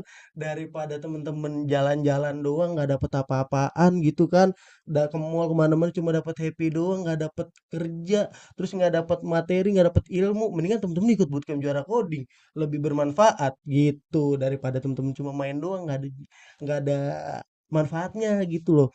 Nah, lebih baik teman-teman ikut bootcamp Juara Coding. Cuma bayar 250.000 teman-teman sudah bisa mengikuti bootcamp Juara Coding dan nanti akan dapat kesempatan interview di beberapa perusahaan. Gitu ya teman-teman ya. Nah, terus potongan 600.000-nya itu yang mana sih Kak?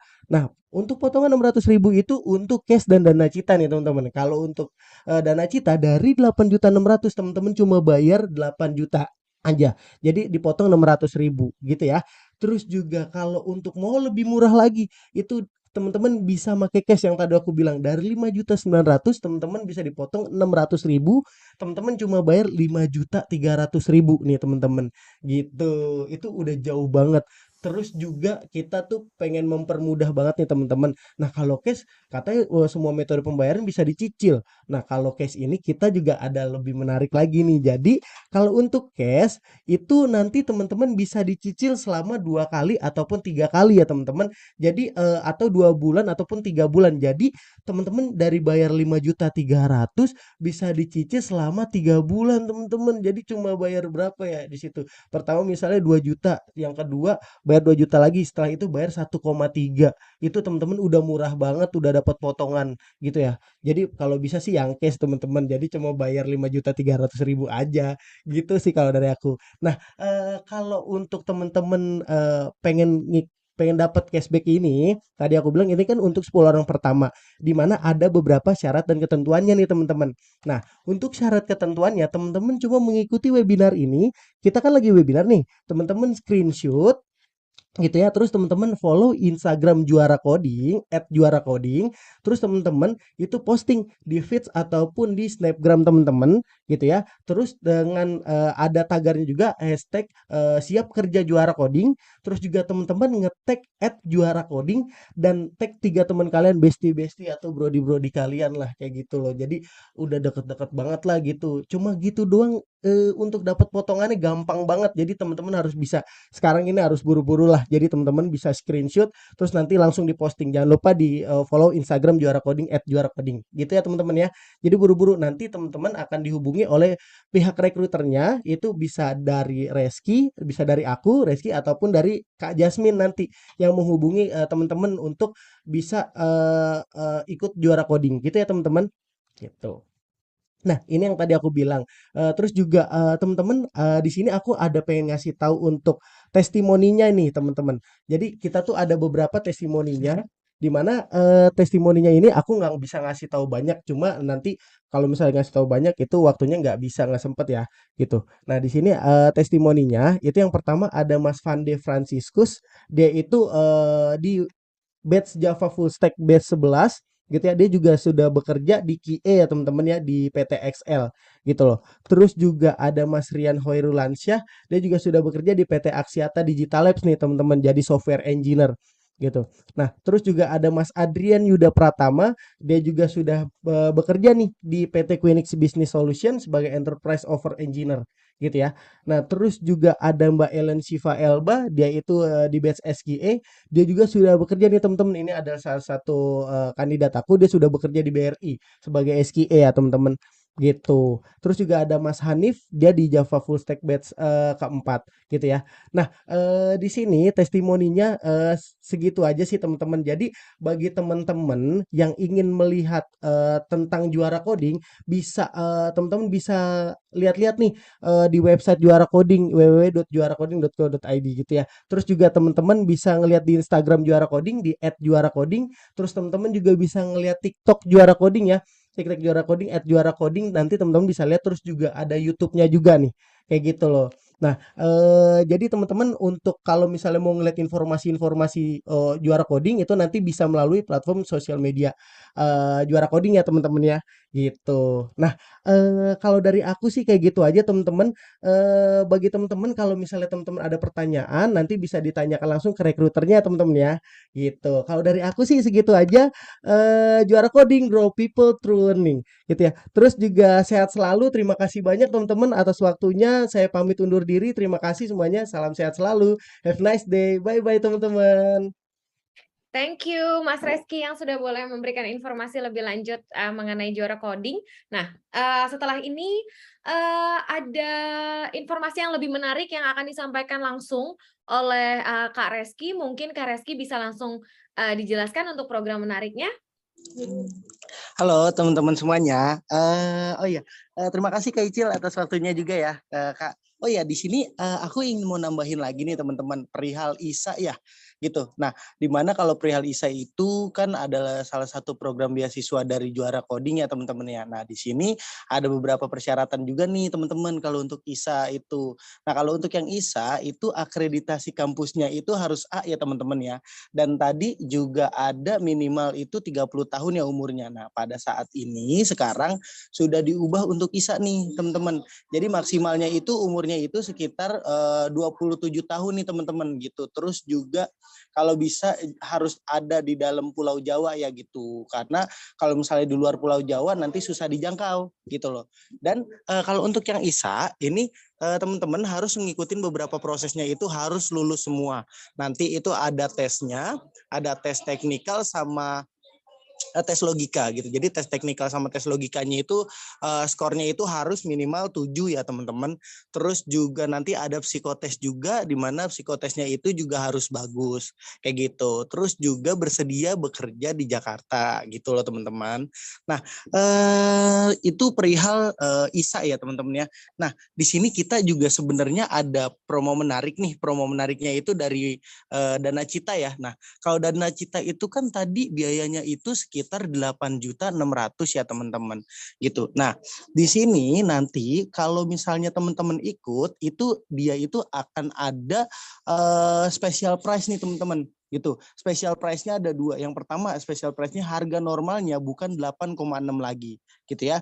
Nanti akan diinformasikan oleh tag rekruternya masing-masing gitu ya. Misalnya kayak dari Mas Bima, Mbak Thalia, atau Mas Gilang, Mbak Rina, ataupun Kak Jasmine, nanti akan diinfokan sama mereka semua bahwasannya nanti akan ada promo menarik untuk Dana Cita. Dan ada juga promo menarik dari Dana Citanya, akan ada potongan untuk webinar. Nah, nominalnya itu nanti akan diberikan diinformasikan oleh rekruternya gitu ya. Jadi kalau Dana Cita itu kan tadi bisa dicicil selama 12 bulan ya.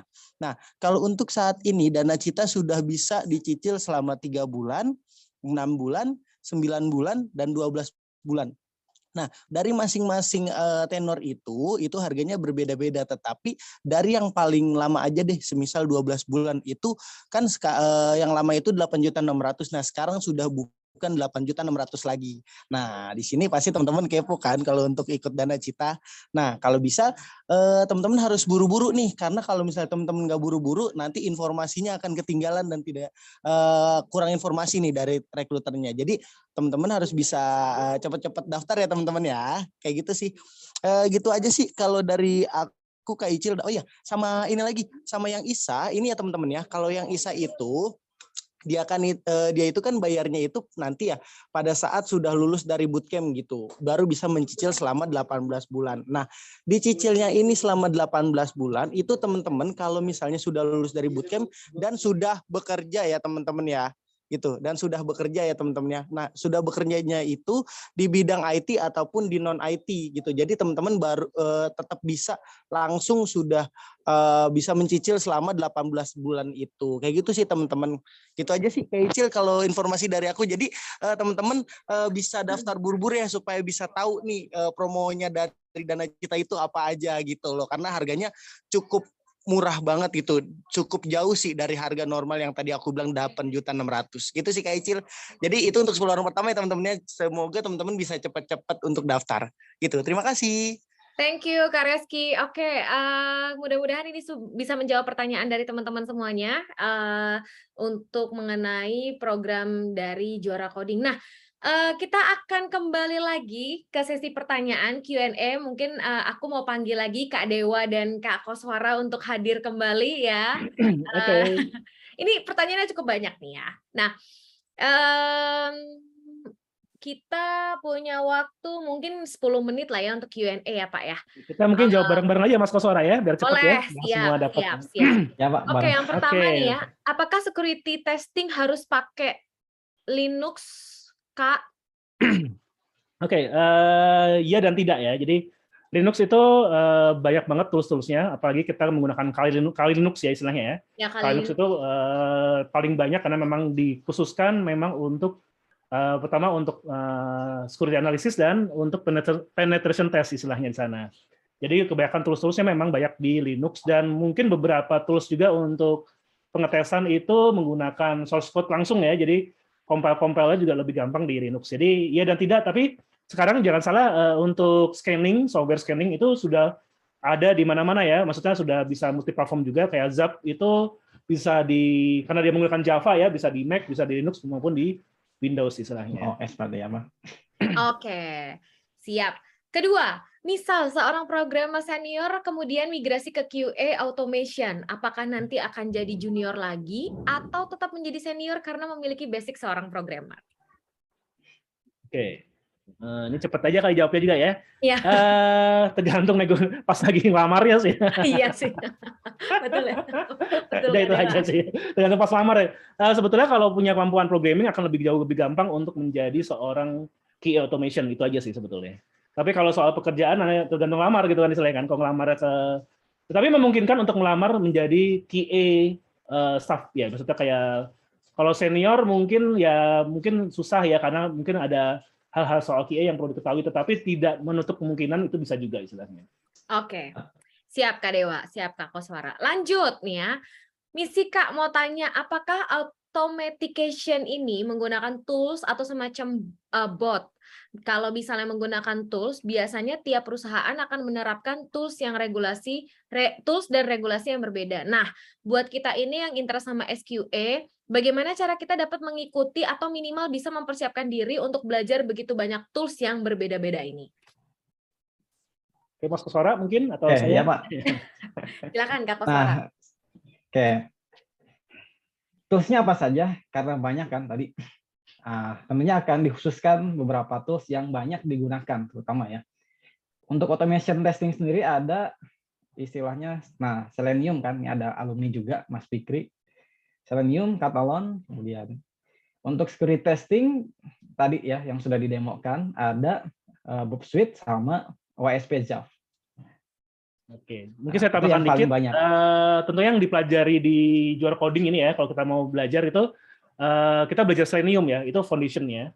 Karena Catalon maupun tools-tools yang lain itu basicnya biasanya masih menggunakan libraries turunan dari Selenium itu sendiri, entah itu Selenium atau Appium misalnya. Jadi tentunya kita kalau belajar basic tidak ada masalah ya. Ibaratnya kalau sudah bisa pakai sepeda motor, mau pakai sepeda motor yang jenis apapun biasanya juga bisa istilahnya. Itu aja sih. Oke, siap. Selanjutnya, apakah vulnerability analyst sama dengan pentest? Sebetulnya udah ada yang jawab itu ya. Oh, udah dijawab ya tadi ya? Oke. Mungkin itu satu flow ya. Jadi bukan satu flow ya. Jadi vulnerability analysis adalah bagaimana kita menganalisa suatu kelemahan atau celah dalam sistem gitu kan. Pentest itu adalah suatu kegiatan ya, benar ya. Jadi suatu kegiatan untuk melakukan dan menemukan apakah ada celah atau vulnerability di dalam suatu sistem kita istilahnya. Oke, siap. Ini masih 2 lagi nih ya, terakhir. Pak mau tanya, misal kita tes di SIT, terus saat kita inspect elemen di web terdapat log JSON ya Pak, JSON. Login data user, apakah itu diperbolehkan atau tidak? Oke, JSON itu adalah struktur data ya. Struktur data ini ada sifatnya sensitif, ada sifatnya untuk publik. Kalau sensitif itu tentunya harus ada yang mengakses JSON itu harus melalui authentication dulu atau verifikasi dulu ya, verifikasi user ya. Yang tidak diperbolehkan adalah jika itu membutuhkan verifikasi, namun bisa dibuka oleh publik itu tidak diperbolehkan. Tetapi kalau bentuk struktur datanya JSON itu memang bisa untuk dilakukan untuk publik, ya itu boleh-boleh saja istilahnya. Oke. Contohnya gini, Instagram kan ada yang foto publik, ada foto private ya. Ya. Nah kalau foto private-nya bisa dilihat publik, ya itu bermasalah. Itu aja sih. Oke, satu lagi nih ya Pak. Kak, kok jadi Pak? Tools untuk security di Mac pakai apa ya? Tadi udah semuanya Pak Dewa ya. Udah ya, udah. Yang susah biar Mas Koswara, makanya gue cepet-cepet kalau yang. Oke. Ini ya, tadi Mas Koswara itu susah ya. pertanyaannya. Atau Mas Ari deh. SQL injection nih Pak. Oke, toolsnya untuk di Mac atau gimana maksudnya tadi?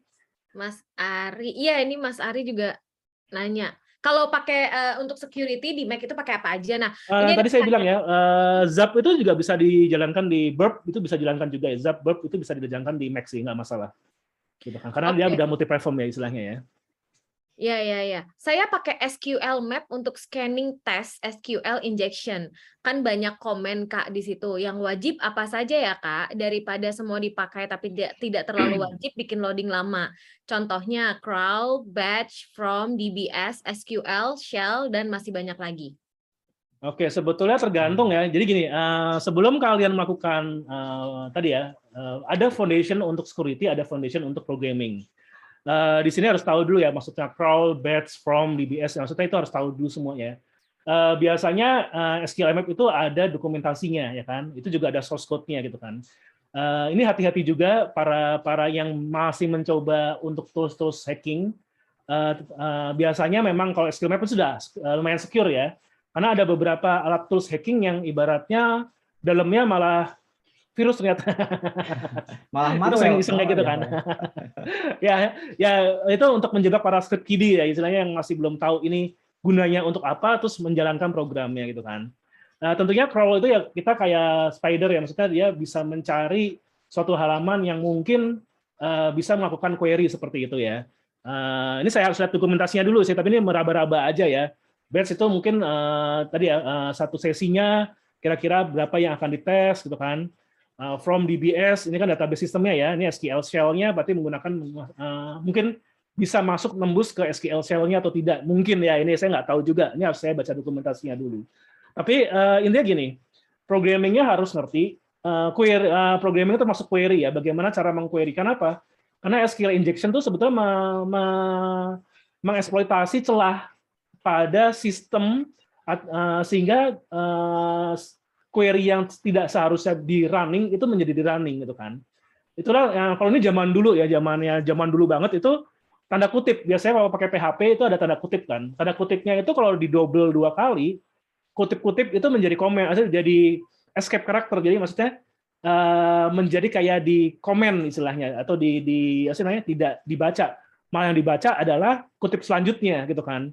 Sehingga yang dijalankan malah query selanjutnya gitu kan. Dan metodenya banyak ya, ada yang menambahkan query, ada yang inject query, ada yang membuat query itu tidak dideteksi menjadi suatu query, banyak banget metodenya. Intinya kelemahan-kelemahan pada query istilahnya, pada sistem database-nya atau sistem server database-nya gitu kan. Dan itu banyak triknya ya.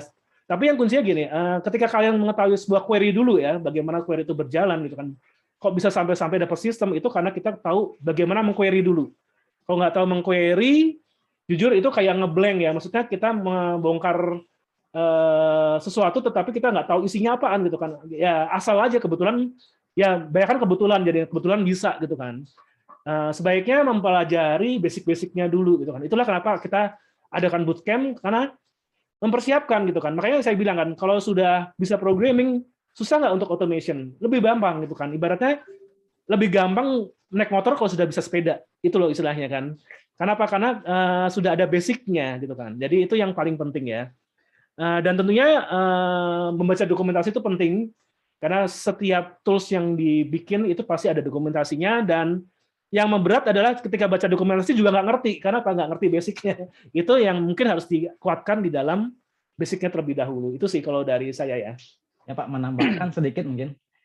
Nah, untuk SQL Map ini kan masuk ke data validation ya. Nah, di OASP sebenarnya sudah ada daftar checklistnya, Pak. Oh ya, enak ya udah lagi. dibantu ya situ ya. Udah dibantu. Jadi apa saja yang bisa dites, yang harus dites. Alurnya udah jelas. Itu saja sih. Selain dokumentasi ya, dari dokumentasi. Oke. Iya, benar sekali tuh. Oh, sudah bantu banget istilahnya. Siap. Sudah selesai pertanyaannya. Nah, ini ada pertanyaan mengenai pendaftaran. Mohon izin sebentar ya, 5 menit sebelum kita Oke. berakhir, oke? Nah, untuk teman-teman juga jangan lupa untuk dibantu mengisi link feedback-nya ya, sembari pertanyaan ini diberikan. Nanti dari tim Juara Coding akan memberikan link feedback, mohon kesediaannya untuk mengisi. Oke, pertanyaannya, untuk alumni bayar cash ada promo diskon nggak, Kak? Pastinya ada ya. Jadi kalau untuk alumni yang mau lagi ikut program SQE ini di tanggal 31 Oktober, cus langsung daftar aja, bisa langsung menghubungi Kak Jasmine atau Kak Reski ya, seperti itu. Atau mungkin kalau lebih nyaman yang ngobrol sama Kak Dewa atau Kak Suara untuk deal-dealan boleh juga ya. Nanti bisa didiskusikan lebih lanjut ya. Oke, nah Kak mau tanya, kalau pembayaran awal untuk program ISA itu bayar dulu baru daftar dan tes, atau setelah lulus tes baru membayar administrasinya? Untuk program ISA ataupun program yang lainnya, teman-teman nanti akan tetap mengikuti proses tes terlebih dahulu ya. Jadi nanti akan ada tes dari juara coding. Setelah itu teman-teman nanti akan mengisi form terlebih dahulu. Setelah itu untuk di ISA akan ada proses wawancaranya ya. Jangan lupa nanti kalau sudah selesai semuanya kami akan melihat dan cross check lebih lanjut. Kalau misalnya teman-teman ini lolos, nanti teman-teman bisa langsung melakukan pembayaran pendaftaran. Khususnya untuk teman-teman yang ikut webinar ini tidak 500.000, hanya 250.000 saja ya. Oke, selanjutnya Kak, berarti ini kelasnya full online ya? Yes, kita saat ini masih online Senin sampai Jumat jam 19.00 sampai 21.30 kurang lebih seperti itu ya. Kalau program ISA akreditasi kampusnya minimal A ya Kak? Yes. Saat ini untuk program ISA itu harus A. Harus lulusan IT atau bisa dari non IT Kak? Harusnya bisa dari non IT juga ya Kak Dewa ya? Bisa selama lulus ikut ujinya bisa dari non IT. Betul. Nah, umur 32 nggak bisa berarti ya? Bisa jawabannya ya, tapi untuk program ISA itu belum bisa. Tapi kalau misalnya teman-teman mau coba ya, nanti kita akan cross check dulu ya. Kalau misalnya teman-teman tertarik nih, nggak perlu patah semangat. Aduh saya 32, aduh saya 31 atau saya 30 gitu ya. Langsung aja kontak Kak Jasmine atau Kak Reski ya. Nanti kita akan ngobrol-ngobrol di sana lebih banyak ya. Jadi nggak usah khawatir karena kalaupun misalnya tidak bisa masuk di program ISA, kita masih menyediakan untuk program cicilan dana cita dan juga cash seperti itu ya. Kalau cash ada penyaluran kerja juga nggak Kak? Di juara coding teman-teman tadi dijelaskan sama Mas Reski bahwa untuk proses penyaluran kerja ini itu kami tidak menjanjikan teman-teman ya, tapi kami memberikan kesempatan untuk teman-teman nanti diberikan kesempatan untuk interview di perusahaan partnership dari juara coding. Karena gini teman-teman, kalau pada saat nanti teman-teman interview dan teman-teman bagus gitu ya, terus juga sesuai atau compatible di perusahaan tersebut, tidak menutup kemungkinan teman-teman akan bisa direkrut ya. Tapi semuanya itu balik lagi ke teman-teman karena untuk proses nego gaji ataupun interview lebih lanjut itu biasanya lebih ke personal teman-teman ya, bukan tanggung jawab dari juara coding seperti itu ya. Nah, baik Kak, ini feedbacknya dan lain-lain. Oke, kalau SMK gimana Kak? SMK juga bisa. Kalau misalnya teman-teman nanti mau join juga, apalagi yang dari RPL ya, terus juga dari TKJ, itu teman-teman bisa langsung tanya langsung sama Kak Reski ataupun juga Kak Jasmine. Mudah-mudahan ini bisa menjawab pertanyaannya sudah selesai semua. Sebelum kita berakhir, mohon kesediaan teman-teman untuk mengisi link feedback terlebih dahulu. Dan setelah itu Pak Dewa dan Kak Dewa dan juga Kak Koswara, ini sebelum kita menyelesaikan detik-detik menjelang ibadah sholat maghrib, kita mau foto terlebih dahulu bersama-sama ya. Untuk teman-teman yang lain, yuk yang belum open cam, silakan dibantu untuk open cam karena kita akan melakukan sesi foto bersama, dibantu oleh Kak Zul ya. Oke, Kak Zul mungkin sudah siap untuk kita sesi foto bersama. Teman-teman dimohon untuk on cam karena kita akan melakukan sesi foto ya. Keren banget nih, Kak Koswara pakai topi ya. Aku jadi pengen ikutan deh. Teman-teman juga boleh ya menggunakan fitur-fitur lainnya. Jadi teman-teman tolong di on cam kameranya karena kita akan melakukan sesi foto ya. Jadi teman-teman juga boleh di screenshot juga. Muhammad Rezki bisa, Nisrina boleh, Andri Faizal, Haris Anwar, teman-teman. Ternyata wah ganteng-ganteng ya, cantik-cantik ternyata. Ya, Mbak Icil ya, Kak Icil ya. Iya, ini cantik-cantik banget nih dan ganteng-ganteng. Yuk, teman-teman yang kok aku jadi kayak ini ya, nggak kelihatan mulutnya ya. Teman-teman yang udah ini boleh langsung open cam ya dan juga boleh foto bersama, silakan. Oke, Kak Dewa nih juga pakai efek ya. Asik. Tiba-tiba efek saya nggak bisa. Oke, biar kayak gangster gitu saya. Wes, Pak Dewa ganteng kali ya. Teman-teman bisa dibuka on cam untuk kameranya, Abiyu Afif, bisa ya, Dimas ya. Yang lain teman-teman bisa dibuka untuk on cam kameranya untuk kita melakukan sesi foto. Oke, siap. Sudah siap ya teman-teman semuanya ya? Bisa kita mulai ya, Pak Dewa, Mas Kos, Kak Icil, teman semuanya memberikan gaya yang terbaik teman-teman ya, gaya bebas ya. Oke, tetap semangat. Saya itu sampai 3, kalau saya bilang cheers, teman-teman jawab cheers. Oke, siap? 1, 2, 3, cheers. Oke, tunggu sebentar. Slide yang kedua ya, Oke. Kak Zul. Ya, teman-teman yang belum di on cam bisa di on cam kameranya ya. Masih banyak nih Andon ya, Rizky, Muhammad Alif ya. Silakan teman-teman dibuka on cam kameranya. Oke, teman-teman saya hitung sampai 3 ya. Siap ya. 1, 2, 3. Cheers. Oke. Oke, satu lagi ya. Oke. Masih ada satu lagi atau sudah selesai Kak Jul? Oke, sudah selesai. Oke, Ya. iya saya Teman-teman, penuh dengan saya mau infokan juga untuk feedbacknya ya. Tolong di Oke. Nah, jangan lupa teman-teman untuk mengisi link feedbacknya ya. Saya udah berbunga-bunga karena hari ini udah happy banget bisa bertemu dengan teman-teman, bertemu dengan Kak Koswara, bertemu dengan Kak Dewa, Kak Reski, Kak Zul, dan teman-teman yang lainnya juga ya. Nah, jangan lupa teman-teman untuk minggu depan kita juga masih akan ada webinar. Jadi tetap kontak sama kami ya. Jadi kami akan memberikan informasi terupdate mengenai juara coding, begitu pula dengan webinar-webinar kami lainnya yang pasti tidak akan kalah menarik ya. Terima kasih teman-teman untuk partisipasinya pada sore hari ini. Selamat Thank you. sore teman-teman semuanya. Have a good day. Bye.